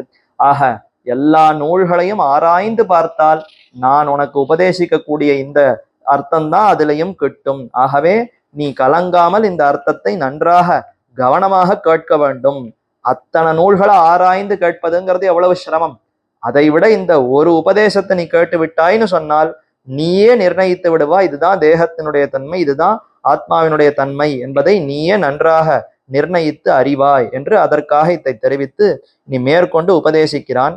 மகாபூதான் யஹங்காரோ புத்திர் அவ்யக்தமேவச்ச இந்திரியாணி தசைகம் ச பஞ்ச இந்திரிய கோச்சராக இச்சா துவேஷ சுகம் துக்கம் சுகம் துக்கம் சங்காத சேதன திருத்தீஹி ஏதத் க்ஷேத்திரம் சமாசேன ச விகாரம் உதாகிருதம் என்று தெரிவிக்கிறார். இப்ப இந்த ஸ்லோகத்துல என்ன தெரிவிக்க வருகிறார்னா, தேகத்தினுடைய தன்மையை விளக்குகிறார். க்ஷேத்திரம், அந்த க்ஷேத்திரத்தினுடைய உண்மையான அறிவை சுருக்கமாக இதுல சொல்ல தொடங்கி இந்த அதாவது 5வது 6வது ஸ்லோகத்துல அச்சேதனமான அந்த பிரகிருதி, அதனுடைய தன்மைகள் என்ன, பிரகிருதி தான் இப்படி எல்லாமாக உடலாக பரிணமிக்கிறது என்பதை தெரிவிக்கிறார்.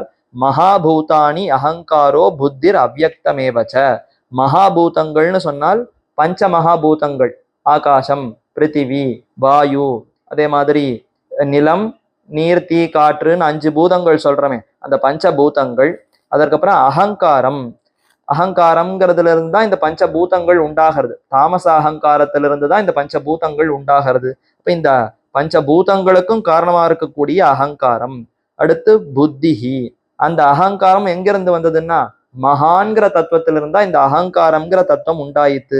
அதற்கு புத்தி என்று பெயர். அதற்கு காரணமான மகான், அந்த மகான்கும் காரணமா இருக்கக்கூடிய பிரகிருதி. அம்பெருமான் இந்த உலகத்தை படைக்கும் பொழுது முதல்ல மூல பிரகிருத்தின்னு சொல்லக்கூடிய அச்சித்தை மகான்னு மாற்றுவர். மகான்கிற அந்த மாறுபாடடைந்த பிரகிருத்தியை அகங்காரம்ன்ற பெயர் கொண்ட பிரகிருத்தியாக மாற்றுவார். அடுத்து அந்த அகங்காரம் என்பது 3ஆக பிரியும். சாத்விக அகங்காரம், ராஜச அகங்காரம், தாமச அகங்காரம். அதுல தாமச அகங்காரத்திலிருந்து பஞ்சபூதங்கள், பஞ்ச தன்மாத்திரைகள்ங்கிறது உண்டாகும். அதே மாதிரி சாத்விக அகங்காரங்கள்ல இருந்து பஞ்சேந்திரியங்கள், கண்ணு, காது, மூக்கு, நாக்குன்ற இந்த புலன்கள், ஞானேந்திரியங்கள், கர்மேந்திரியங்கள், கை, கால், வாக்கு, பாதம், பாணிங்கிற இந்த இந்திரியங்கள், மனசு, 11 இந்திரியங்களும் சாத்விக அகங்காரத்திலிருந்து உண்டாகிறது.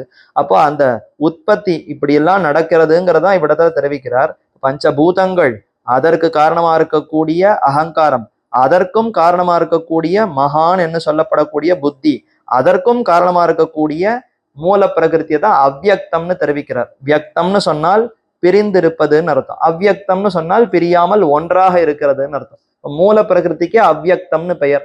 ஏன்னா எல்லாம் ஒன்றாக சேர்ந்திருப்பதுன்னு மூல பிரகிருதி.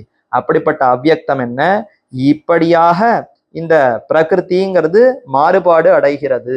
தச ஏகம்ச இந்திரியாணி, 5 ஞானேந்திரியங்களும் 5 கர்மேந்திரியங்களும் இவற்றை நியமிக்கும் மனமும் ஆக 11 இந்திரியங்களும்.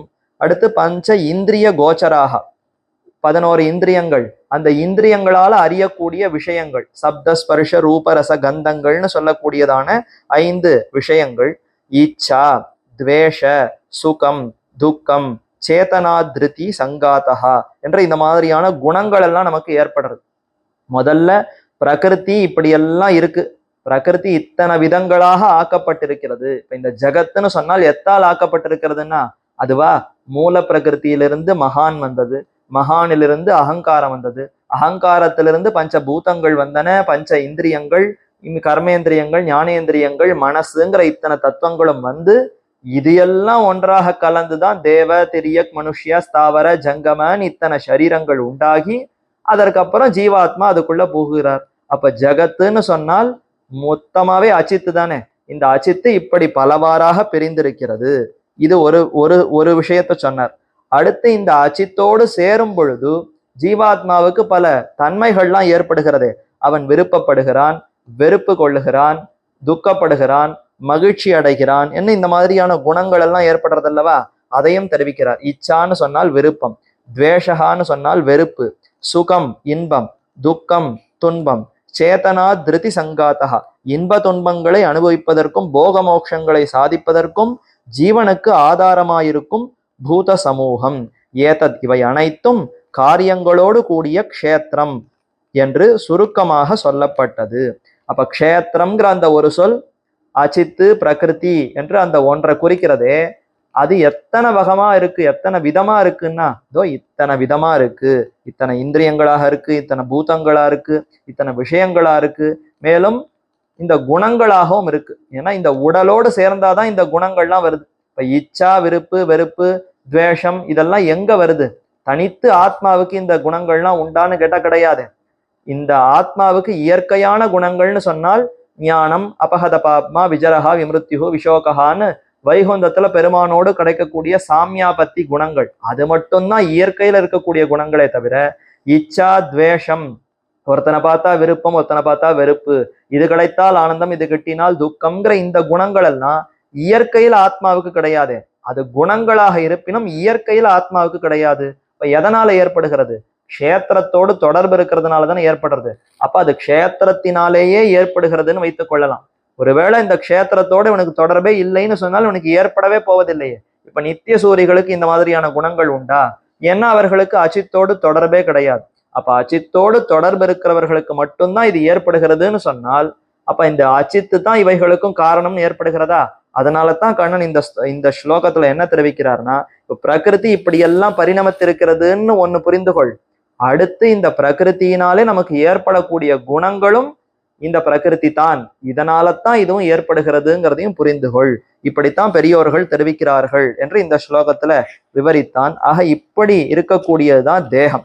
தேகம் இந்த பிரகிருத்தின்னு சொன்னால் இப்படி பலவான இவைகளோடு சேர்ந்திருப்பது. இப்ப நம்முடைய தேகமே 5 சேர் ஆக்கை, பஞ்சபூதங்களையும் கலப்படம் பண்ணி தான் இந்த தேகம்ங்கிறது ஏற்பட்டிருக்கிறது. அப்ப அந்த பஞ்சபூதங்கள்னு சொன்னால் அதற்கு காரணமா இருக்கக்கூடிய மகானும் இருக்குன்னு அர்த்தம். மகான்னு சொன்னால் அதற்கு, அதாவது அகங்காரமும் இருக்கு, அகங்காரத்துக்கு காரணமான மகானும் இருக்கு, மகானுக்கு காரணமான மூல பிரகிருத்தியும் இருக்கு. அப்போ ஒரு உடல்னு எடுத்துக்கொண்டாலே மூல பிரகிருத்தியிலிருந்து கடைசியில இருக்கக்கூடிய இந்திரியங்கள், இந்திரியங்களால் அனுபவிக்கக்கூடிய விஷயங்கள், இச்சா, துவேஷம் முதலான குணங்கள் எல்லாம் சேர்ந்ததுதான் ஒரு உடல் என்று கண்ணன் பெருமான் இந்த ஸ்லோகத்துல க்ஷேத்திரம்னா இப்படிப்பட்டவை, அதனுடைய தன்மைகள் இப்படிப்பட்டது, இத்தால் ஆக்கப்பட்டிருப்பது இந்த உடல் என்று அத்தை விவரித்தார். அடுத்து இந்த க்ஷேத்ரஜ்ஞன்கிற இந்த வேறுபாடு நம்ம புரிந்து கொள்ள வேண்டும். அதற்கப்புறம் ஆத்மாவை அடைய வேண்டும்ங்கிறதுக்காக சில குணங்கள் எல்லாம் வேண்டும்னு சொன்னமே, அதை இங்க விவரிக்க ஆரம்பிக்கிறார். அதுதான் ஒரு கேள்வி கேட்டுக்கிறார். இப்ப க்ஷேத்திரத்தை சொல்லி முடிச்ச பிற்பாடு க்ஷேத்ரஜ்ஞனை பத்தியும் சொல்லி முடிச்ச பிற்பாடு தானே இந்த குணங்களை சொல்லணும். ஆத்மாவை அடையக்கூடியதற்கு உண்டான உபாயங்கள் இந்த குணங்கள்னு சொல்லி எப்ப சொல்லணும்?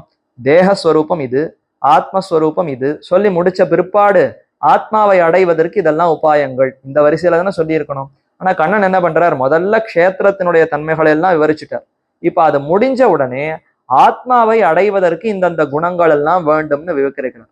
அதற்கப்புறம் தான் ஆத்மாவினுடைய தன்மை என்னன்னு விளக்குகிறார். ஏன் அப்படி செய்கிறார்னா, ஏன்னா இந்த குணங்களையும் இந்த க்ஷேத்திரத்திலிருந்து தான் நம்ம விளைத்துக் கொள்ள வேண்டும். எந்த உடலிலிருந்து இப்ப தீய குணங்கள் எல்லாம் நம்ம இடத்துல இருக்கிறதோ அந்த தீய குணங்களை எல்லாம் தள்ளி நல்ல குணங்களையும் இந்த க்ஷேத்திரத்திலிருந்து வளர்த்து கொண்டால் பின்னர் தான் ஆத்மஸ்வரூபத்தையே நம்மால உணர முடியுமே தவிர, நான் ஆத்மஸ்வரூபத்தையே உணர்ந்து கொண்டு விட்டு பின்னாடி இந்த ஆத்மாவை அடைவதற்கு உண்டான குணங்களை எல்லாம் வளர்த்து கொள்ளுகிறேன்னு சொன்னா அது எப்படி முடியும்? முடியாது. முதல்ல நல்ல பண்புகளை நல்லா வளர்த்துக்கணும். வளர்க்க வளர்க்கத்தான் நமக்கு ஞானம் அதிகரிக்கும். அதனால தான் ஆத்மாவை அடைய முடியுமே தவிர, ஆத்மா எப்படிப்பட்டதுன்னு நல்லா தெரிஞ்சுன்றேன் சுவாமி, தெரிஞ்சுட்ட பிற்பாடு அதை அடைவதற்கு உண்டான வழியை செய்கிறேன்னு சொன்னால் அது முடியாதல்லவா. ஏன்னா இந்த குணங்கள் எல்லாமே இந்த க்ஷேத்திரத்திலிருந்தா நம்ம விளைத்து கொள்ள வேண்டும். அப்ப முதல்ல இந்த ஸ்லோகத்துல இந்த க்ஷேத்திரத்தினால இந்த தாழ்ந்த குணங்கள் எல்லாம் உண்டாகிறதுன்னு முதல்ல சொன்னார். இப்ப அதெல்லாம் விடு, நல்ல குணங்களை எல்லாம் நீ வளர்த்து கொண்டாய்ன்னு சொன்னால் இதுவே ஆத்மாவை அடைவதற்கு உபாயமாகவும் ஆகிறது என்பதற்காக மேற்கொண்டு ஒரு 5 ஸ்லோகங்கள் 7, 8, 9, 10, 11 இந்த 5 ஸ்லோகத்துல நிறைய குணங்களை சொல்றார்.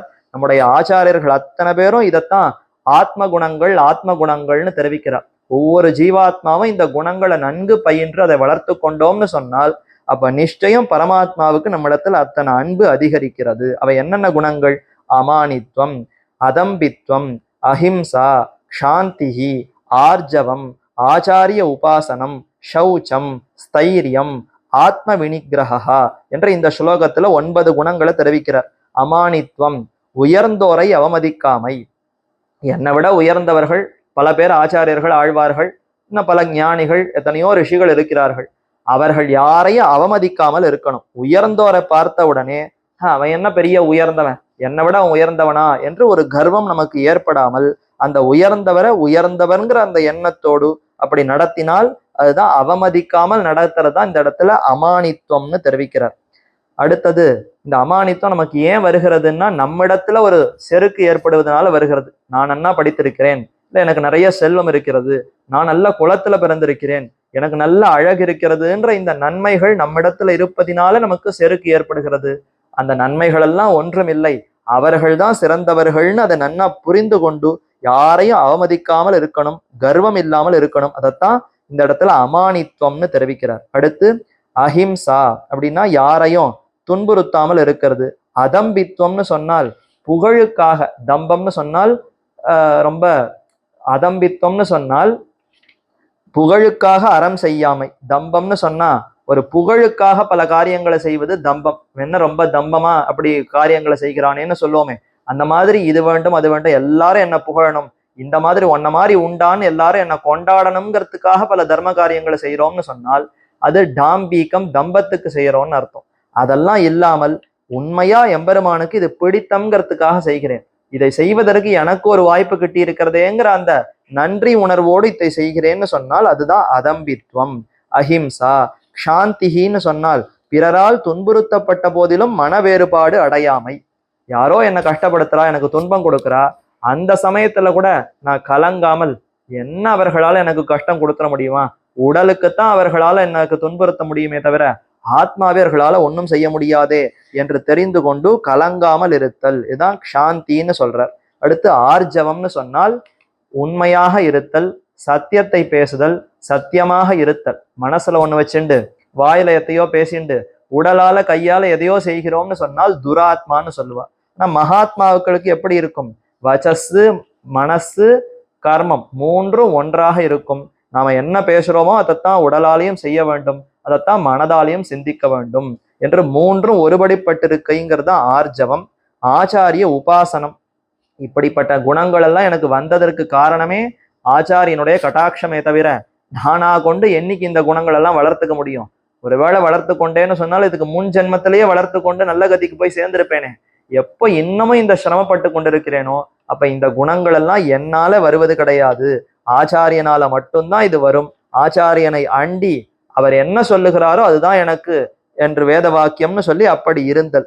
ஆச்சாரியன் விஷயத்தில் மிகவும் பணிவோடு எல்லா விதமான தொண்டுகளையும் செய்து ஆத்ம ஞானத்தை இவர்தான் எனக்கு உபதேசிப்பாருங்கிற அந்த உறுதியோடு இருத்தல், இது ஆச்சாரிய உபாசனம். அடுத்து சௌச்சம்னு சொன்னால் ஆத்ம ஞானத்திற்கு அதன் சாதனத்திற்கும் உறுப்பான முக்கரண சுத்தி. சௌச்சம்னா ரொம்ப சுத்தமா தூய்மையாக இருத்தல் அப்படின்னா என்ன அர்த்தம்? நல்ல பண்புகளோடு இருத்தல்.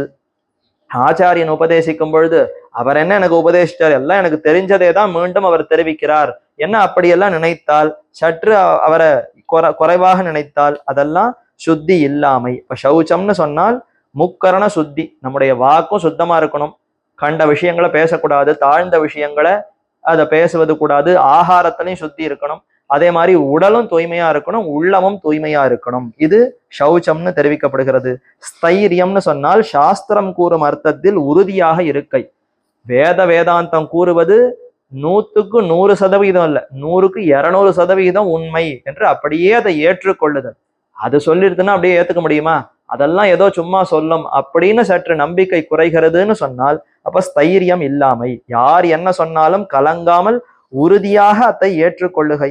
ஆச்சாரிய வாக்கியத்தை அப்படியே ஏற்றுக்கொண்டு உண்மை என்று இருத்தல் ஸ்தைரியம். அடுத்து ஆத்ம வினிகிரகா என்றால் ஆத்மஸ்வரூபம் தவிர்ந்த விஷயங்களில் ஈடுபடாமல் மனத்தை அடக்குதல்.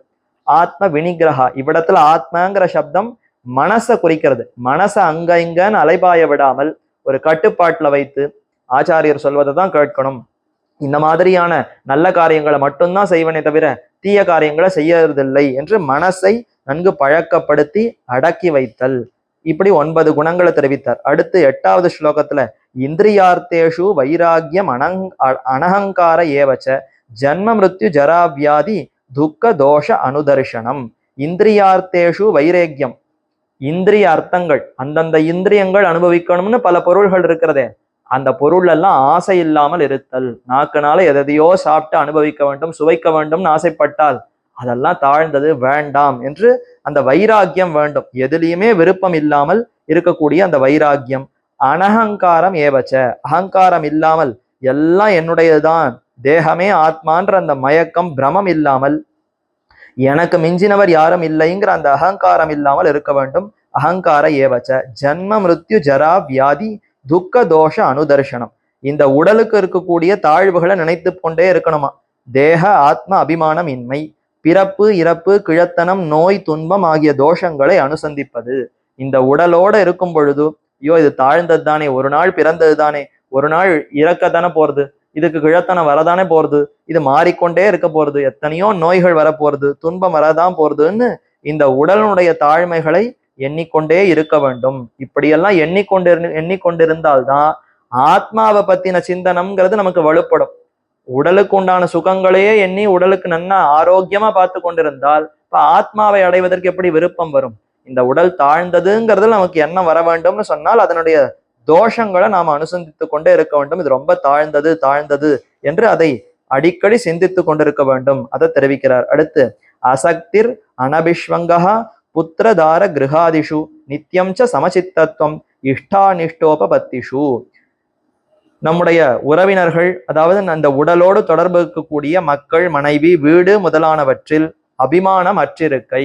என்னுடைய குழந்தை, என்னுடைய மனைவி, என்னுடைய பெற்றோர், என்னுடைய உறவினர்கள், என்னுடைய நண்பர்கள்னு அனைவரை என்னுடையவர்கள்னு பார்த்து அவர்களுக்கு நன்மையை செய்யாமல், இவர்கள் எல்லோருமே பகவானுடைய அடியவர்கள், பகவானுக்கு தொண்டர்களா இருப்பதனாலே இந்த தொண்டர்களுக்கு நான் தொண்டு புரிகிறேனே தவிர எல்லாம் என்னுடையவர்கள் என்ற அந்த எண்ணத்தோடு இவர்களிடத்த அபிமானத்தை வைக்கக்கூடாது.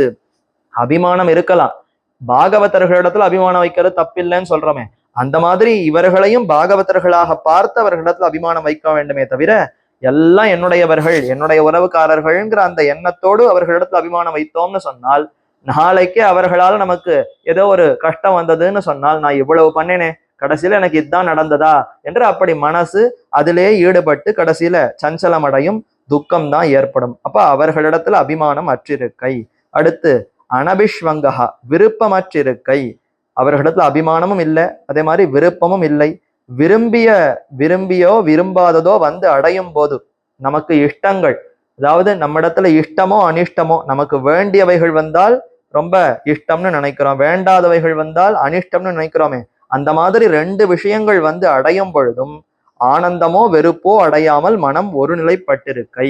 வேண்டியவர்கள் வந்தா ஓஹோன்னு சந்தோஷப்படுறது, வேண்டாதவர்கள் வந்தா ரொம்ப துக்கம் அடைஞ்சு ஐயோ வந்துட்டானே அப்படி முகத்தை திருப்பி கொண்டு போவதுங்கிற இந்த வேறுபாடே இல்லாமல், அவன் வேண்டியவன் வேண்டாதவன்கிற அந்த வேறுபாடே பார்க்காமல் சஞ்சலம் இல்லாமல் மனம் ஒரு நிலைப்பட்டிருக்கை என்று இப்படி பல குணங்களை வரிசையா தெரிவிக்கிறார்.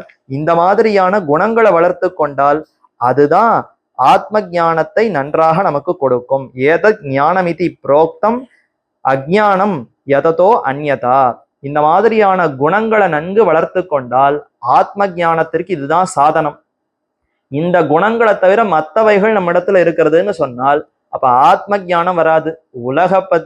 உலகத்துல எதோ விஷயங்களை பத்தின ஞானம் வேண்டுமானால் வரலாம், தவிர அவைகள் எல்லாம் அஜ்ஞானம் தான். ஆத்ம ஞானத்துக்கு இடையூறு விளைப்பவையாகத்தான் மற்றவை இருக்குமே தவிர ஆத்ம ஞானத்தை தெளிவா நமக்கு ஏற்படுத்தணும்னு சொன்னால் இந்த மாதிரியான குணங்களை வளர்த்து கொள்ள வேண்டும் என்று சொல்லி, ஞேயம் எத்தத் பிரவக்ஷ்யாமி ஞாத்வா அமிர்தமஷ்ணுதே அநாதிம் மத்பரம் பிரம்ம ந சத் ந சத் அனசத் உச்சியதே என்று இப்ப ஆத்மா ஸ்வரூபத்தை விஷோதிக்கிறார். அதாவது தேகஸ்வரூபத்தை முன்னாடி தெரிவித்தார். அடுத்து ஆத்மா அடைவதற்குண்டான குணங்களை தெரிவித்தார். இனிமேல் ஆத்மாவினுடைய தன்மைகள் என்ன என்று தெரிவிக்கிறார். ஏன் ஆத்மாவை பகுத்து அறிய வேண்டும், எதனால இது ஆத்மான்னு சொல்லப்படுகிறதுன்னா தேகம் இது என்ற சொல்லாலே சொல்லப்படுகிறது. ஆனால் ஆத்மா என்பவன் நான் என்ற சொல்லாலே சொல்லப்படுகிறானே. இது என்னுடைய உடல்னு தான் இந்த உடலுக்கு நமக்கு ஒரு அறிவு ஏற்படுகிறதே தவிர யாரும் உடலே நான்கிற அந்த எண்ணமே யாருக்கும் ஏற்படுவதே இல்லை. உண்மையில் நம்முடைய வழக்கத்திலேயே பார்த்தால் இந்த உடல் என்று உடலை நம்மால தனித்து பிரித்து தான் சொல்கிறோமே தவிர என்னுடைய உடல்னு சொல்றோம், என்னுடைய கை என்னுடைய கால்னு சொல்றோமே தவிர நானே கை நானே கால் நானே உடல்னு யாரானும் சொல்றோமான்னு கேட்டா சொல்லவே இல்லையே. அப்ப என்னுடையன்னு பிரிச்சுட்டோன்னு சொன்னாலே நான் ஒருத்தன் தனி, என்னுடைய உடல்ங்கிறது தனி. இது நம்முடைய வார்த்தையிலேயே வேறுபாடு வந்து விடுகிறது. அது இல்லாமல் இங்க இன்னும் ஆராய்ச்சி கண்ணோட்டத்தோடு தெரிவிக்கிறார். ஞேயம் யது தத்து பிரவக்ஷ்யாமி ஞாத்வா அமிர்தமஷ்ணுதே அனாதி மத்பரம் பிரம்ம ந சத் அனசத் உச்சியதே. இந்த ஆத்மா எப்படிப்பட்டது தெரியுமா? அனாதியானது, ஒரு நாள் பிறந்தது என்பதே கிடையாது. ஆனா தேகம் ஒரு நாள் பிறக்கிறதே, ஏதோ ஒரு நாள் பிறந்த நாள்னு கொண்டாடுறோம்னா என்னைக்கோ ஒரு வருஷத்துல இந்த தேகம் பிறந்தது. அப்ப அது பிறந்ததுக்கு ஆதி உண்டுன்னு தெரியறது. இதற்கு ஆதியே கிடையாது. இது முதல் தன்மை. அடுத்து மத்பரம்னு சொன்னால் அது என்ன தெரிவிக்கிறார்? எம்பெருமானோடையே எனக்கு அடிமைப்பட்டிருப்பது, எம்பெருமானுக்கு அடிமைப்பட்டிருப்பது இந்த அதாவது ஜீவாத்மா என்பவன் பரமாத்மாவினுடைய அடிமை என்று அது ஒரு தன்மை. அடுத்து பிரம்ம என்றால் மிக பெரியதா இருப்பது. ஜீவாத்மா எப்படிப்பட்டவர்? எம்பெருமானுக்கு அடிமையா இருக்கிறார். அதே சமயத்துல இந்த தேகத்தை காட்டிலும் மிகவும் பெருமை கொண்டிருப்பவராக இருக்கிறார். அடுத்து ந சத் ந அசத் உச்சதே. காரிய நிலையிலுள்ள ஆத்மாவை குறிக்கும் சத் என்னும் சப்தத்தாலும் காரண நிலையிலுள்ள ஆத்மாவை குறிக்கும் அசத் என்னும் சப்தத்தாலும் குறிக்க தகாததா இருக்கிறது. இந்த சத்துன்னு சொல்லலாமா அசத்துன்னு சொல்லலாமான்னு கேட்டால் ரெண்டுமே சொல்ல முடியாது. சாதாரணமா சத்துன்னு சொன்னால் ஜீவாத்மா, அசத்துன்னு சொன்னால் அச்சித்துன்னு சொல்லுவோம். ஆனா இங்க இந்த இடத்துல ஏன் அப்படி தெரிவிக்கிறார்? இந்த ஜீவாத்மாவை சத்துன்னு குறிப்பிட முடியாது, அசத்துன்னு குறிப்பிட முடியாது அப்படின்னு ஏன் தெரிவிக்கிறாருன்னா காரிய நிலையில இருக்கக்கூடிய ஆத்மா, அதாவது காரிய நிலையில் உள்ள ஆத்மாவை குறிக்கும் சத் என்னும் சப்தத்தாலும் இந்த இடத்துல சத்துங்கிற சொல் ஏன் குறிக்காதுன்னு சொன்னால், இப்ப இதை ஏன் சத்துன்னு சொல்றோம்? நிறைய காரியங்களை செய்வதனால சத், நல்ல காரியங்களை செய்தால் சத் புருஷன்னு சொல்றோம். அதே தீய காரியங்களை புரிந்தால் அசத்துன்னு சொல்றோம். அந்த மாதிரி இப்ப இந்த ஜீவாத்மா ஏதோ நல்ல காரியங்களை இயற்கையில செய்வார், அதனால இவரை சத்துன்னு சொல்லலாமான்னு கேட்டா இவருக்கு தான் இயற்கையில செயல்கள்ங்கிறதே கிடையாது. இயற்கையில பரமாத்மாவினுடைய அடிமையாக இருந்து பரமாத்மாவோடு விட்டு பிரியாத ஒரு பொருளாக இவர் இருக்கிறாரே தவிர இயற்கையில இவர் இந்த சத்வகுணத்தோடு கூடி பல செயல்களை செய்வாரா இல்ல ரஜோகுணத்தோடு கூடி ஏதான செயல்களை செய்வாரான்னு கேட்டால் கிடையவே கிடையாது. தேகத்தினுடைய தொடர்பினால்தான் இவர்களுக்கு இத்தனை செயல்களும் வருகிறதே தவிர தனித்த ஆத்மான்னு பார்த்தால் செயல்ங்கிறதே கிடையாது. ஏன் பரமபதத்துக்கு போனா கூட ஒரு உடல் தொடர்பு கிட்டினால்தான் நாம தொண்டுகளை செய்ய முடியுமே தவிர வெறுமனே ஆத்மா தனியாக இருக்கிறதுன்னு சொன்னால் அத்தால எந்த தொண்டுகளையுமே செய்ய முடியாது. அதனாலதான் ஆச்சாரியர்கள் என்ன தெரிவிக்கிறார்? இந்த உடலை இங்க விட்டுட்டு சூக்ம சரீரத்தை எடுத்துக்கொண்டு அர்ச்சிராதிகத்தில போய் விரஜா நதியில ஸ்நானம் பண்ண பிற்பாடு அப்ராக்கிருத்தமான திவ்ய தேகம் கிட்டி அந்த உடலோடு தான் அங்க தொண்டுகளை செய்வோம்னு சொல்றோம். அப்ப வெறுமனே ஆத்மா தனித்து இருக்கிறதுன்னு சொன்னால் அது எந்த செயலையுமே செய்ய முடியாது. அதற்கு எந்த குணங்களும் கிடையாது. சத்வரஜஸ் தமசுங்கிற குணத்தோடு தொடர்பே கிடையாது. அப்ப அதை சத்துன்னு சொல்ல முடியுமா? காரியங்களே செய்யாது எப்படி சத்துன்னு சொல்ல முடியும்? இல்லையே, காரியத்தையும் செய்யாம வெறும அடங்கி இருக்கிறதுன்றதுனால அசத்துன்னு சொல்ல முடியுமான்னு கேட்டால் காரண நிலையில் உள்ள ஆத்மாவை குறிக்கும் அசத் என்னும் சப்தத்தாலும் குறிக்கத்தகாததுன்னா இந்த இடத்துல ஏன் அசத்துன்னு சொல்ல முடியாதுன்னா இது முக்தி நிலையில இருக்கக்கூடிய அந்த ஆத்மாவை பத்தி சொல்லல. அசத்துன்னு சொன்னால் இப்போ பிரகிருத்தியோடு ஒட்டி கொண்டிருக்கிறதே, ஒரு பிரளயத்துல எல்லா ஜீவாத்மாக்களும் பிரகிருத்தியோட ஒட்டி கொண்டிருப்பார்கள். திரும்பி சிருஷ்டியும் பொழுது பிரகிருத்தியிலிருந்து பிரிந்து சிருஷ்டிக்கப்படுவார்கள். மறுபடியும் பிரளயத்துல பிரகிருத்தியோட போய் சேர்ந்து விடுவார்கள். ஜீவாத்மாலாம் எப்படின்னா இந்த சிருஷ்டி முடிந்த பிற்பாடு எல்லாருமே சூக்ஷ்ம நிலை எடுத்துக்கொண்டு பிரகிருத்தியோட ஒட்டி கொண்டு விடுவோம். மறுபடியும் அடுத்த சிருஷ்டியில பிரகிருத்தியிலிருந்து பிரிந்து மறுபடியும் படைக்கப்படுவோம். இப்ப அந்த பிரகிருத்தியில ஒட்டி கொண்டிருக்கிற ஜீவாத்மா எப்படிப்பட்டவன்னா அசத்தாக இருக்கிறான். அவன் இன்னும் முக்தி பெறவில்லை, வைகுந்தத்தை அடையவில்லை. ஆனா இந்த பிரகிருத்தியோட ஒட்டி கொண்டிருக்கிறான். இன்னும் அவனுக்கு கர்மங்கள் கழியவே இல்லை. கர்மா கழியலன்னு சொன்னா அவன் இன்னும் அடுத்து அவனுக்கு சரீரங்கள் உண்டு, அவன் செயல் புரிவான்னு தெரிகிறது அல்லவா. ஆகையினாலே அவனுக்கு அசத்து என்று பெயர். அந்த அசத்துங்கிற பெயரை கூட இப்ப முக்தி நிலையில ஜீவாத்மாவுக்கு கூற முடியாது. அப்ப ஜீவாத்மா இந்த சம்சாரத்தை விட்டு தாண்டி விட்டான்னு சொன்னால் அவனுக்கு சத்துன்ற பெயரும் பொருந்தாது, அசத்துங்கிற பெயரும் பொருந்தாது. ஏன்னா சத்துன்னு சொன்னா செயல்களை புரிய வேண்டும், அசத்துன்னு சொன்னா செயல் புரியாமல் இருக்க வேண்டும். இந்த இரண்டுமே எங்க அவனுக்கு கிட்டும்னு சொன்னால் பிரகிருதியோடு சம்சாரத்துல ஒட்டி கொண்டிருக்கிற சமயத்துலதான் இப்ப செயல் இல்லாமல் இருக்கிறான், இனிமேல் செயல்பட போகிறான்ங்கிற இந்த மாறுபாடுகளே வரும். இதை தாண்டி அவன் வைகுந்தத்துக்கு போய்விட்டான்னு சொன்னால் அங்கு கர்மாவே கிடையாது. அப்ப அவனுக்கு செயல் செய்கிறான் செயல் இல்லைங்கிற கர்மத்தினால ஏற்படுகிற தொடர்பு அவனுக்கு வராது. அதனாலே அவனை சத்துன்னு சொல்ல முடியாது, அசத்துன்னு சொல்ல முடியாது என்று இப்படியெல்லாம் ஆராய்ந்து இந்த ஸ்வரூபத்தை, ஜீவாத்மாவினுடைய ஸ்வரூபத்தை தெரிந்து கொள்ள வேண்டும். அடுத்து சர்வதா பாணிபாதம் தத் சர்வதோ அக்ஷி சிரோமுகம் சர்வதா ஸ்ருதிமல்லோகே சர்வம் ஆவருத்திய திஷ்டதி என்று அந்த பரிசுத்த ஆத்மஸ்வரூபம் எப்படி இருக்கிறதுன்னா எல்லாவிடத்திலும் கை கால்கள் செய்யக்கூடிய காரியங்களை செய்ய வல்லது, எல்லாவிடத்திலும் கண் தலை முகம் ஆகியவை செய்யும் காரியங்களை செய்ய வல்லது, எல்லாவிடத்திலும் காது செய்யும் காரியத்தை செய்யக்கூடியது என்று உலகில் உள்ள எல்லா பொருள்களையும் வியாபித்து நிற்கிறதுன்னு தெரிவிக்கிறார். முக்தி நிலையில் உள்ள ஜீவாத்மாக்கள் கை கால் முதலான கைகளால், அதாவது முதலவைகளால் பத்த ஜீவர்கள் இங்கு செய்யும் காரியங்களை சங்கல்பத்தாலேயே அங்கு செய்கிறார்கள் என்றும், எல்லாவிடத்திலும் இப்படி காரியம் செய்யலாம்படி உலகில் உள்ள எல்லா பொருள்களையும் ஞானத்தாலே வியாபித்திருக்கிறார்கள் என்றும் கூறுகிறான். இப்ப இந்த உலகத்துலதான் இந்த இந்திரியங்கள் இதனுடைய ஒரு சககாரத்தோடு நம்மால செயல்களை செய்ய முடியும். ஆனா வைகுந்தத்தை அடைந்து விட்டோம், முக்தி பெற்று விட்டோம்னு சொன்னால் அவ்விடத்திலே அவர்கள் ஞானத்தினாலேயே எல்லா செயல்களையும் செய்யலாம். அவர்கள் ஏதோ இந்த மாதிரியான கை கால் முதலான புலன்கள் இந்த இந்திரியங்களை வைத்து கொண்டுதான் செயல்களை செய்ய முடியுமான்னு கேட்டால் வேண்டாம். ஞானத்தினாலேயே அவர்கள் எல்லா இடத்திலும் வியாபித்து நின்று எல்லா விதமான அந்த அனுபவத்தையும் பெறலாம். அப்படி இருப்பதினாலே இந்த ஆத்மா என்பவர் எல்லா இந்த உறுப்புகளை காட்டிலும் எல்லா இந்திரியங்களும் செயல்படுத்தக்கூடியவனாய், நியமிக்கக்கூடியவனாய் பெரியவனாக இருக்கிறான், அனைத்தையும் வியாபித்து நிற்கிறான். அதனால இந்த ஜீவாத்மா பெரியவன் என்று தெரிவிக்கிறார். சர்வ இந்திரிய குணாபாசம் சர்வேந்திரிய விவர்ஜிதம் அசக்தம் சர்வபிருச்சைவ நிர்குணம் குணபோக்திருச்ச. இவனுக்கு இயற்கையில தீய குணங்கள் எதுவும் கிடையாது, ஞான வடிவமாகவே இருக்கிறான்.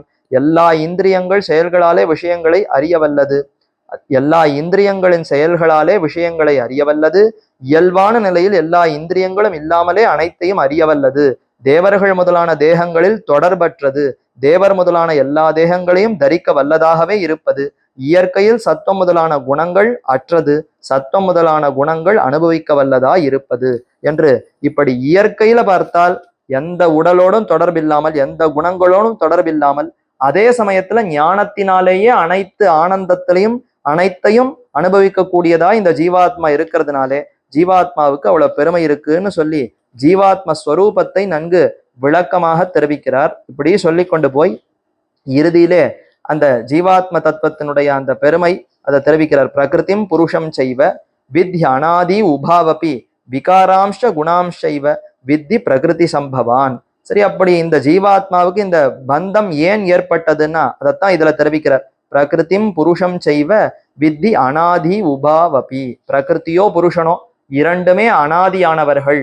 இந்த அச்சித்தும் ஒரு நாள் படைக்கப்பட்டதுன்றது கிடையாது. மூல பிரகிருதி நித்தியமா தானே இருக்கு, தத்துவத்திரயமே நித்தியமா இருக்கிறதுன்னு தான் நம்முடைய சம்பிரதாயம். அப்ப அச்சித்து நித்தியமாக என்றென்றும் இருக்கக்கூடியது. அதே மாதிரி புருஷன்னு சொல்லக்கூடிய ஜீவாத்மாவும் நித்தியமாக இருக்கிறார்கள். ஆனால் இந்த இருவருக்கும் ஏற்பட்டிருக்கிற அந்த தொடர்பினாலே தான் இப்படிப்பட்ட இந்த ஒரு பந்தம் ஏற்படுகிறது. அதுதான் தெரிவிக்கிறார்.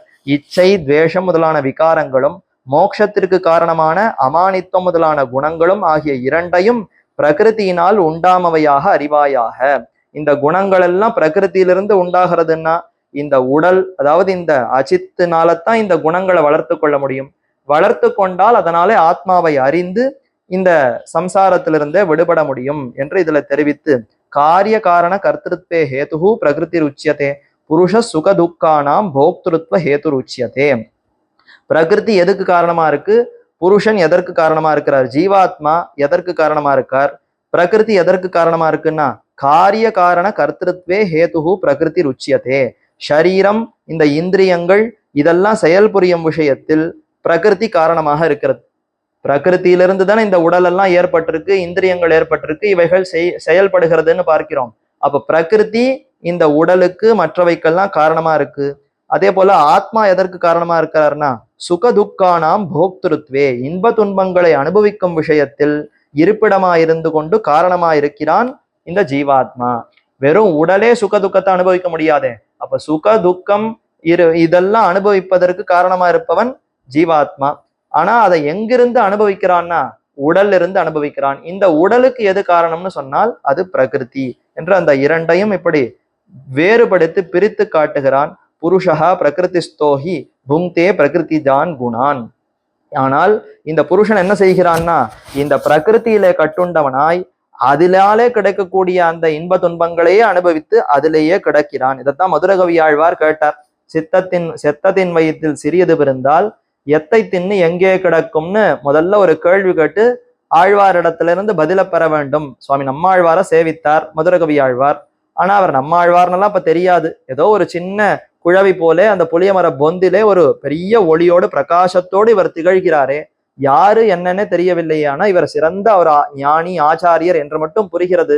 ஆனா வாயை திறந்து ஒன்னும் உபதேசிக்குமா போலே தெரியவில்லை. என்ன செய்வோம் என்று பார்த்தார். ஒரு கல்லை எடுத்து அப்படி அருகே வீசினார். ஒரு சத்தம் எழும்பியது. அதை பார்த்த பொழுது அவர் கண்களை திறந்து பார்த்தார். முதல் கட்டாட்சம்.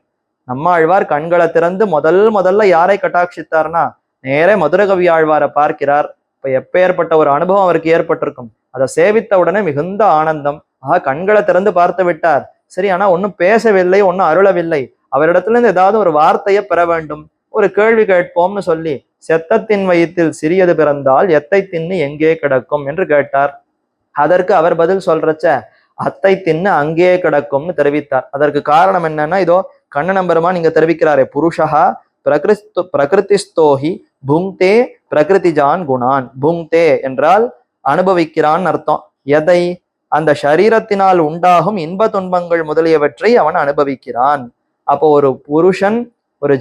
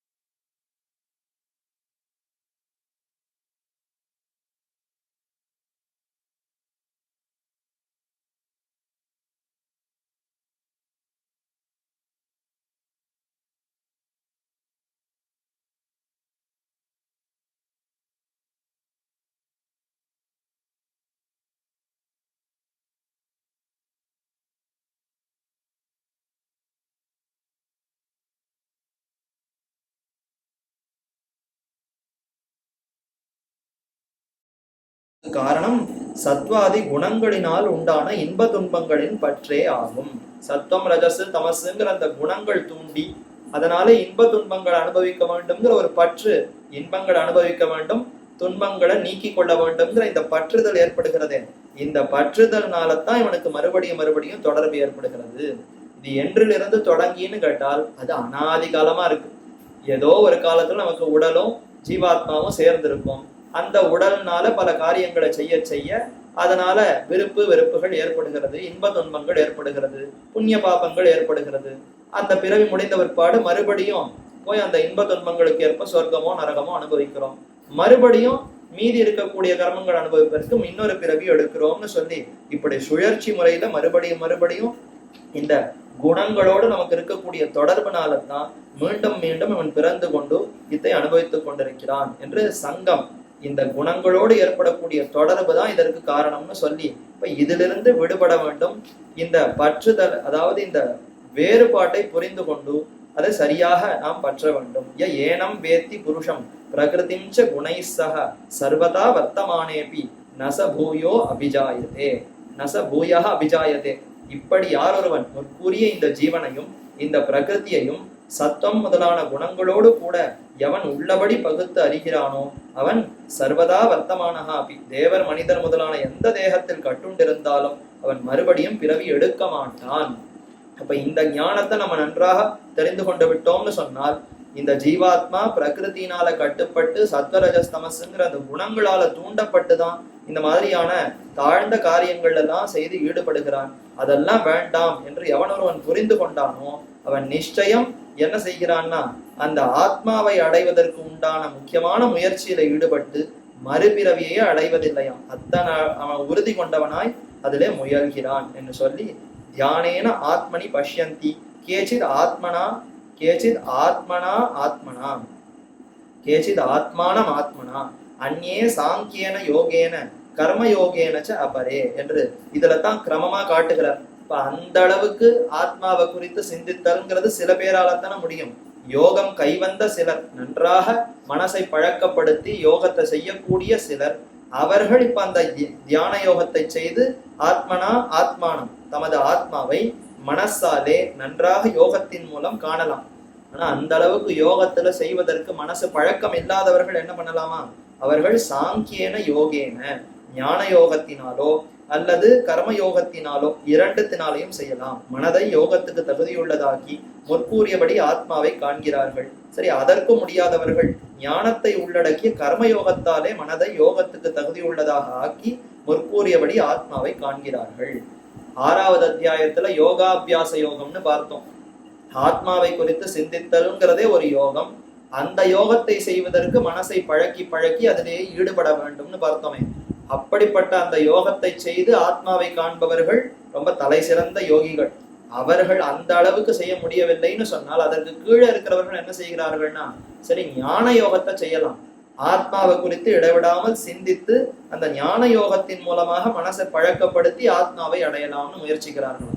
ஞான யோகத்துக்கு எனக்கு முடியவில்லைன்னு சொன்னால் அப்ப கர்மயோகம், எல்லா கர்மங்களையும் எம்பெருமானுக்கு ஆராதனம்ங்கிற அந்த எண்ணத்தோடு ஆத்மாவை அடைவதற்கு இது சிறந்த வழி என்று அப்படி உணர்ந்தவர்களாய் கர்மயோகத்திலே சிலர் 3 அத்தை செய்கிறார்கள் என்று இப்படியெல்லாம் வழிகள் அமைந்திருக்கின்றன. இதன் மூலமாக ஆத்மாவை அடையலாம்னு இந்த வழிகளை எல்லாம் காட்டுகிறார். அந்நேது ஏவம் அஜானந்தஹ ஸ்ருத்வா அந்நேபிய உபாசதே தேபி ச அதிரந்திரியவ மிருத்யும் ஸ்ருதி பராயணாக. இன்னும் சிலர் என்ன செய்கிறார்களாம், ஆத்ம தரிசன சாதனங்களை அறியாத மற்றும் சிலரோவெனில் ஞானிகளிடமிருந்து கர்மயோகம் முதலானவற்றை உபதேசம் மூலமாக அறிந்து அவற்றை கொண்டு ஆத்மாவை உபாசிக்கிறார்கள். இப்ப கர்மயோகத்தை தொடங்குவதற்கு கூட இன்னும் எனக்கு அந்த அளவுக்கு ஞானம் வளரவில்லை, பக்குவம் வரவில்லை, இன்னும் உடல் இந்த சுக துக்கங்கள்ல பற்றோட தான் இருக்கு, அதனால இன்னும் கர்மயோகத்தெல்லாம் தொடங்க முடியவில்லை. ஆனாலும் சற்று முக்தி பெற வேண்டும், ஆத்மாவை பற்றி உணர வேண்டும்ங்கிற விருப்பமும் இருக்கிறது. அப்படிப்பட்டவர்கள் என்ன செய்கிறார்கள், ஆத்ம தரிசனத்தை நன்கு அடைந்த ஞானிகள் இருக்கிறார்களே, சிறந்த ஞானிகளிடத்துல போய் என்ன வழி, கர்மயோகத்தை எப்படி செய்ய வேண்டும்ங்கிறத உபதேசமாக கேட்கிறார்கள். உபதேசம் மூலமாக அறிந்து உபதேசம் பெறுவதாலே ஈடுபட்ட அவர்களும் சம்சாரத்தை கடக்கவே செய்கிறார்கள். இவர்கள்லாம் முதல் படி எடுத்து வச்சு உபதேசத்தை கேட்கலாம்ங்கிற அந்த படியில கால் வைத்தால் கூட அவர்களுக்கும் படிப்படியாக இந்த உறுதி ஏற்பட்டு பின்னர் ஆத்மாவை அடைவதற்கு நிச்சயமாக முயற்சி கொண்டவர்களாய் இத்தை கடந்து அடைவர்கள் என்று சொல்லி, யாவத் சஞ்சாயத்தே கிஞ்சித் சத்வம் ஸ்தாவர ஜங்கம் க்ஷேத்திர க்ஷேத்ரஜ்ஞ சம்யோகாது தத்வித்தி பரதர்ஷவ என்று இனி மேற்கொண்டு என்ன தெரிவிக்கிறார்னா, அந்தந்த சென்ற 3 ஸ்லோகங்கள்ல ஆத்மாவையும் அஜித்தையும் பிரித்தறிய முறையாகிற விவேகத்தினால் விளையும் பலனை தெரிவித்தார். எப்படி விவேகித்து பிரித்து அறிய வேண்டும்னு சொல்லி இனி இந்த ஸ்லோகத்துல பிரித்து அனுசந்திக்கும் முறையாகிற விவேகம் நன்றாக விளக்குகிறார். எதிலிருந்து, அதாவது கிஞ்சித்து ஸ்தாவர ஜங்கம், அசையாததொரு ஸ்தாவரமாகவோ அசையும் ஒரு ஜங்கமாகவோ எவ்வளவு ஜந்து பிறக்கின்றதோ அவ்வளவு அப்பிறப்பும் அனைத்தும் க்ஷேத்திரம் க்ஷேத்ரஜன் ஆகிய 2 தத்துவங்களின் சேர்த்தியாலேயே உண்டாகின்றன என்று அறிவாய். வெறும் தனியாக ஜீவாத்மா மட்டும் இருந்தாலும் இவ்வளவு பெரிய ஜகத்தோ இத்தனை உடல்கள்ங்கிறதோ உண்டாகாது. இல்ல வெறும் பிரகிருதி மட்டும் தனியாக இருந்தாலும் இந்த ஜகத்துங்கிறது உண்டாகவே உண்டாகாது. அப்ப பிரகிருதி ஜீவன் இந்த இரண்டும் சேர்ந்து இருப்பதினால்தான் இந்த இவ்வளவு பெரிய ஜகத்து இந்த எல்லாமே பரிணாமமாக அடைந்து உண்டாகி இருக்கிறதுன்னு சொல்லி, இப்ப இந்த ஜகத்திலிருந்து அதாவது இந்த உடலிலிருந்து இந்த ஜீவாத்மாவை பிரித்து அறிய வேண்டும்னு சொன்னால், அப்போ இதெல்லாம் இந்த விவேகத்தை இப்படி பார், இந்த மாதிரியாக அதை பகுத்து பிரித்து ஆராய்ந்து பார் என்று மேற்கொண்டு உபதேசிக்கிறார். சமம் சர்வேஷு பூதேஷு திஷ்டந்தம் பரமேஸ்வரம் வினஷ்யதி அவினஷ்யந்தம் யஹ பஷ்யதி ச பஷ்யதி. தேவர் முதலான எல்லா ஜீவராசிகளிலும் ஒருபடிப்பட்டிருப்பவனும், அந்தந்த தேகம் இந்திரியங்கள் மனம் முதலானவற்றை குறித்து மேலான ஈஸ்வரனாய் நிற்பவனும், அந்த தேகம் முதலானவை அழியும் போதும் தான் அழியாமல் இருப்பவனுமான ஆத்மாவை எவன் காண்கிறானோ அவனே ஆத்மாவை உள்ளபடி அறிகிறான். இப்ப ஆத்மாங்கிறது அழியாமல் இருக்கிறதுங்கிறது எப்படி தெரிஞ்சுக்கலாம்? இந்த உடல்ங்கிறது ஏதோ ஒரு காலத்துல அழியத்தான் போகிறது. தேவர் முதலான எல்லா ஜீவராசிகளும் அது மாறிக்கொண்டே வர இருக்கிறது, ஒரு நாள் பிறக்கிறதுன்னு சொன்னால் நிச்சயமா அழிய போறதுங்கிறதும் தெரிகிறது. அதுவும் இல்லாமல் மாறிக்கொண்டேவும் இருக்கிறது. ஒவ்வொருத்தருக்குள்ளேயும் பல வேறுபாடுகள் இருக்கிறது. ஆனா ஆத்மாவுக்கு இந்த மாதிரியான வேறுபாடுகளே இல்லாமல் எல்லா ஆத்மாக்களும் ஒருபடிப்பட்டவனாக இருக்கிறது. அந்தந்த தேகத்தை நியமிக்கக்கூடிய ஈஸ்வரனாகவே அந்தந்த ஜீவாத்மா இருக்கிறார்.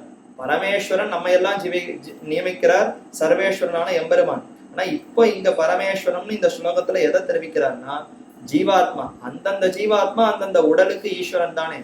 நானிட்ட வழக்காகத்தானே இந்த உடலை நாம் நடத்துகிறோம். அப்ப இதிலிருந்தே தெரிகிறதே, நியந்தான்னு ஒருத்தர் இருக்கார், நியமிக்கக்கூடிய உடல்னு ஒண்ணு இருக்கிறது. இதையே பகுத்து அறியலாமே. எப்ப இந்த உடல் நான் சொன்னபடி நடக்கிறதுன்னு அமைந்திருக்கிறதோ அப்ப நான் தானே பெரியவன், உடல்ங்கிறது தாழ்ந்தது தானே. அந்த தேகம் இந்திரியங்கள் மனம் முதலானவற்றை குறித்து மேலான ஈஸ்வரனாய் நிற்பவனும், அந்த தேகம் முதலானவை அழியும் பொழுதும் தான் அழியாமல் இருப்பவனுமான ஆத்மாவை எவன் காண்கிறானோ, அப்ப நிச்சயம் இந்த தேகம் அழிந்தாலும் இத்தை நியமிக்கக்கூடியவனான ஆத்மா என்பவன் அழியாதவன் என்று யார் ஒருவன் காண்கிறானோ அவனே ஆத்மாவை உள்ளது உள்ளபடியாக அறிவதற்கு தகுதி பெற்றவன் என்று சொல்லி, இதை போலவே சமம் பஷ்யன்ஹி சர்வத்திர சமவஸ்திதம் ஈஸ்வரம் நஹி ந ஹினஸ்தி ஆத்மானம் ஆத்மனா ஆத்மானம் ததோ யாதி பராம் கதிம். யார் ஒருவன் இப்படி அனைத்து தேகங்களுக்குள்ள கூடி இருக்கக்கூடிய ஆத்மாவும் ஒருபடிப்பட்டவன் புரிந்து கொள்ளுகிறானோ அவன் என்ன செய்வான்னா, தன்னுடைய ஆத்மாவுக்கு எந்த விதமான ஆபத்தையும் மேற்கொள்ள மாட்டான்.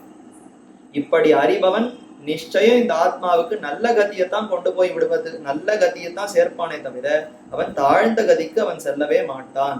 ஆக இப்படி அறிய வேண்டும்ங்கிற அந்த விவேக ஞானத்தை சொல்லிக் கொண்டு, பிரகிருத்தியைவச்ச கர்மாணி கிரியமானானி சர்வசா யஹ பஷ்யதி ததாத்மானம் அகர்த்தாரம் ச பஷ்யதி.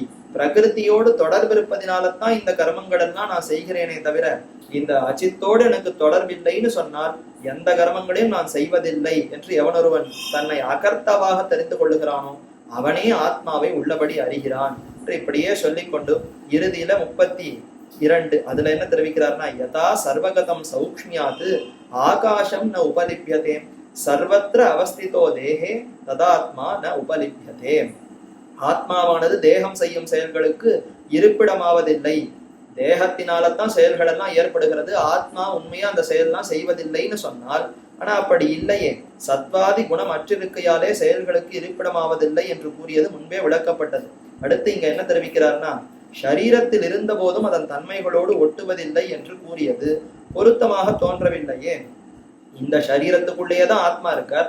ஆனா சரீரம் தான் செயலை செய்கிறது, ஆத்மா செய்யவில்லைன்னு சொன்னா அதை ஒப்புக்கொள்ள மாதிரி இல்லையே. ஆத்மா இருந்துதானே செயல்களை செய்கிறது. ஆனா ஆத்மா இல்லாத உடல் எந்த செயலையும் செய்யவில்லை. ஆனால் சரீரத்தினால்தான் செயல்கள் வருகிறதுங்கிறத எப்படி புரிந்து கொள்ள முடியும்? அப்படி இல்லையேன்னு ஒரு உதாரணத்தையும் தெரிவிக்கிறார். உப்பு சுரங்கத்தில் இடப்பட்ட மரக்கட்டை உப்பின் தன்மைகளை உடையதாவது போலே தேகத்தோடு என்றும் பிணைத்திருக்கும் ஆத்மாவும் தேகத்தின் தன்மைகளை அடையதாகும் என்று தோன்றுகிறதே. என்னதான் இந்த உடலோடு இந்த ஆத்மாங்கிறது தொடர்பு கொண்டிருந்தாலும் ரொம்ப காலமா அனாதி காலமா தொடர்பு கொண்டிருக்கா. அப்ப சரீரத்துக்கு இருக்கக்கூடிய தன்மைகள் ஏன் ஆத்மாவுக்கு வராது? சரீரத்துக்கு தான் முக்குணங்கள் இருக்குன்னு ஏன் ஒத்துக்கணும்? ஆத்மாவுக்கு அந்த குணம் வந்துடுதுன்னு ஏத்துக்கொள்ளலாமே. ஏன்னா ஒரு உப்பு காலவாயில ஒரு மரக்கட்டையை போடுறோம்னு சொன்னால் ரொம்ப வருஷம் கழிச்சு அந்த மரக்கட்டை முழுக்கவே அப்படியே உப்பாகவே மாறி போய்விடும். அதுவும் அப்படியே கல்லுப்பு போலே உப்பு கட்டையாகவே மாறிவிடும். அத மாதிரி இந்த ஆத்மாவும் அனாதி காலமா உடலோடு தொடர்பு கொண்டிருக்கிறார்னு சொன்னால் இவருக்கும் உடலுடைய தன்மை வந்து விடுகிறதுன்னு சொன்னால் என்னன்னு சொன்னால் அப்படி கூற முடியாது என்று இந்த ஸ்லோகத்துல தெரிவிக்கிறாராம். அதற்கு இந்த உதாரணத்தையே நீ சொன்னது தப்பு. ஆத்மாவுக்கும் இந்த தேகத்துக்கும் இருக்கக்கூடிய இந்த சம்பந்தத்துக்கு உப்பு கால்வாயில அந்த மரக்கட்டையை போட்டு அதனால அந்த தன்மை அதற்கு ஏற்படுகிறதுன்ற உதாரணம் சொல்லிட்டேன். அது தப்பு. நான் ஒரு உதாரணம் சொல்றேன்னு கண்ணன் இந்த ஸ்லோகத்துல என்ன உதாரணம் தெரிவிக்கிறார்னா, யதா சர்வகதம் சௌக்ஷ்மியாது ஆகாசம்னு உபலிப்பியதே. ஆகாசம் ஸ்பேஸ் இருக்கேன், இந்த ஆகாசம் எல்லா பொருள்லையும் தட்டு தடுமாறி கொண்டிருக்கிறது. இப்ப இந்த அறையில ஆகாசம் இருக்கு, ஒரு சின்ன பானைக்குள்ளேயும் ஆகாசம் இருக்கு. அது மாதிரி எல்லா இடங்கள்லயும் ஆகாசம் எங்கும் நீக்கவர நிறைந்து இருக்கிறது. அப்படி இருப்பினும் அந்த ஆகாசத்துக்கு அந்தந்த பொருளுடைய தன்மைகள் வருகிறதா? வருவதே கிடையாது. ஆகாசத்துக்கு எந்த குணங்களும் கிடையாது. எல்லா பொருள்களோடும் சேர்ந்திருந்த போதிலும் நுண்ணியதா இருக்கையாலே அந்த எல்லா பொருள்களின் தன்மைகளோடு எப்படி ஒட்டாமல் இருக்கின்றதோ. உதாரணத்துக்கு இந்த வெள்ளை நிறம் பூசக்கூடிய இந்த அறையில இருக்கக்கூடிய ஆகாசம் வெள்ளை நிறமான ஆகாசம், பச்சை நிறம் பூசி இருக்கிற ஒரு அறைக்குள்ள இருக்கக்கூடிய ஆகாசம் பச்சை ஆகாசம், நல்ல நறுமணம் மிக்க இருக்கக்கூடிய ஒரு அறைக்குள்ள இருக்கக்கூடிய ஆகாசம் நறுமணம் கொண்ட ஆகாசம். இப்படி எல்லாம் ஆகாசத்துக்கு ஏதேனும் வேறுபாடுகள் இருக்கிறதா, அதற்கு தன்மை மாறுகிறதான்னு கேட்டால் கிடையவே கிடையாது. எல்லா இடத்துலயும் ஆகாசம் ஒருபடிப்பட்டுதானே இருக்கிறது. அதே மாதிரி இந்த ஜீவாத்மா எத்தனையோ உடல்கள்ல தட்டு தடுமாறி தெரிந்து கொண்டிருந்தாலும் இடைவிடாத சம்பந்தம் கொண்டிருந்தாலும் ஆத்மாவுக்கு அந்த சரீரத்தினுடைய தன்மைங்கிறது வரவே வராது. ஏனென்றால் ஆகாசம் எவ்வளவு நுண்ணியதா இருக்கு, அது ரொம்ப நுண்ணியதான பொருள். அதனால இந்த ஸ்தூலமான இந்த அறையோ ஸ்தூலமான பொருட்களுடைய தன்மைங்கிறது அந்த நுண்ணியதான பொருளுக்கு ஏற்படவே ஏற்படாது. அதே மாதிரிதான் இந்த ஜீவாத்மா என்பவன் மிகவும் அணுஸ்வரூபன், மிகவும் நுண்ணிய வடிவு கொண்டிருப்பவன். அவனுக்கு இந்த ஸ்தூலமாக பெரிதாக இருக்கக்கூடிய இந்த உடலினுடைய தன்மைகள்ங்கிறது ஒரு காலம் வரவே வராது என்று அந்த உதாரணத்தை கூறி, இப்படி க்ஷேத்ரஜ்ஞயோ ஏவம் அந்தரம் ஞான சக்ஷுஷா பூத பிரகிருதி மோக்ஷம் ச ஏ விதுஹு யாந்தி தே பராம் என்று, இப்படி இந்த க்ஷேத்திரம் க்ஷேத்ரஜன் இந்த இருவரை பற்றின ஞானத்தை ஞான சக்ஷுஷா நல்ல பகுத்தறிவோடு விவேக ஞானத்தோடு யாரொருவன் பார்த்து அறிகிறானோ அவனுக்கு பூத பிரகிருதி மோக்ஷம், இந்த சம்சாரத்திலிருந்து அவனுக்கு சம்சார பந்தத்திலிருந்தே அவன் விடுபடுகிறான். ஆத்மா நிலையை நன்கு அடைகிறான். இப்ப இந்த அத்தியாயத்தின்படி பக்தி யோகமோ பரமாத்மாவை அடைவதோ இங்கு சொல்லவில்லை. எப்படி முதல் ஷட்கத்துல ஆத்ம சாட்சா்காரம் தான் பயன்னு உபதேசித்தானோ அதே போலத்தான் இந்த அத்தியாயத்திலையும் இப்படி ஆத்மாவையும் பிரகிருத்தியையும் வேறுபடுத்தி அவன் ஒருவன் அறிகிறானோ, பூதங்களாக பரிணமித்திருக்கும் பிரகிருத்தியிலிருந்து விடுபடுவதற்கு சாதனமான அமானித்துவம் முதலான குணங்களையும் ஞானமாகிற கண்ணால் எவர்கள் அறிகிறார்களோ அவர்கள் சம்சார பந்தம் அற்றதாகையாலே மேலான தம் ஆத்மாவை அடைகிறார்கள். அப்ப அவரவர்கள் ஆத்மாவை நன்கு உள்ளபடி உணர்ந்து அடைகிறார்கள். யாருன்னா, இதோ இந்த பிரகிருதி இப்படிப்பட்டது, ஆத்மா இப்படிப்பட்டது, ஆத்மாவுக்கும் இந்த தேகத்துக்கும் இதனாலதான் தொடர்பு ஏற்பட்டிருக்கிறது, இந்த அமானித்தம் முதலான குணங்களை வளர்த்து கொண்டால் அதுவே ஆத்மாவை உள்ளது உள்ளபடியாக அறிவதற்கு உபாயமாக இருக்கிறது என்று இதையெல்லாம் நன்கு புரிந்து கொண்டவர்கள் நிச்சயம் அந்த குணங்களை வளர்த்து கொண்டு அந்த யோகத்தை செய்து ஆத்மாவை நன்கு சிந்தித்து இறுதியிலே ஆத்மாவையே அடைகிறார்கள், ஆத்மாவை உள்ளபடி உணர்கிறார்கள் என்பதுதான் இந்த அத்தியாயத்தினுடைய சாரமான அர்த்தமாக தெரிவிக்கிறார். அப்ப தேகம்ங்கிறது எத்தனையோ ஒரு பஞ்சபூதங்கள் இதனாலெல்லாம் ஆக்கப்பட்டிருப்பது, அதுல சத்வரஜஸ் தமசுங்கிற குணங்கள் இருக்கு, அது தூண்டத்தான் இந்த ஜீவாத்மா எல்லா காரியங்களையும் செய்கிறானே தவிர தனித்த ஜீவாத்மாவுக்கு இந்த மாதிரியான தாழ்ந்த தன்மைகளோ தாழ்ந்த செயல்களோ வருவதில்லை. அப்படி இந்த இரண்டையும் பகுத்து அறிந்து மேற்கொண்டு கூறப்பட்டிருக்கிற அந்த அமானித்துவம் சாந்தி முதலான குணங்களை எல்லாம் வளர்த்து கொண்டால் நிச்சயம் கண்ணன் பெருமானுடைய அருளாலே ஆத்மாவை உள்ளது உள்ளபடியாக உணரலாம் என்பதுதான் இந்த அத்தியாயத்தினுடைய சாரமான பொருள். நமக்கும் அந்த எம்பெருமானுடைய அருளாலே இந்த குணங்களை எல்லாம் வளர்த்து கொள்வதற்கு ஆச்சாரிய கட்டாட்சம் ஏற்பட்டு அவரவர்கள் அந்த அனுகிரகத்தையும் பெற்று மேற்கொண்டு குணங்களையும் வளர்த்து கொள்ளலாம் என்று பிரார்த்தித்துக் கொண்டு அமைகிறேன். ஸ்ரீயக்காந்தாய கல்யாண நிதய நிதயர்த்தினாம் பிருந்தாரண்ய நிவாசாய பார்த்தசூத்தாய மங்களம். ஆழ்வார் திருவடிகளே சரணம், எம்பெருமானார் திருவடிகளே சரணம், ஜீயர் திருவடிகளே சரணம்.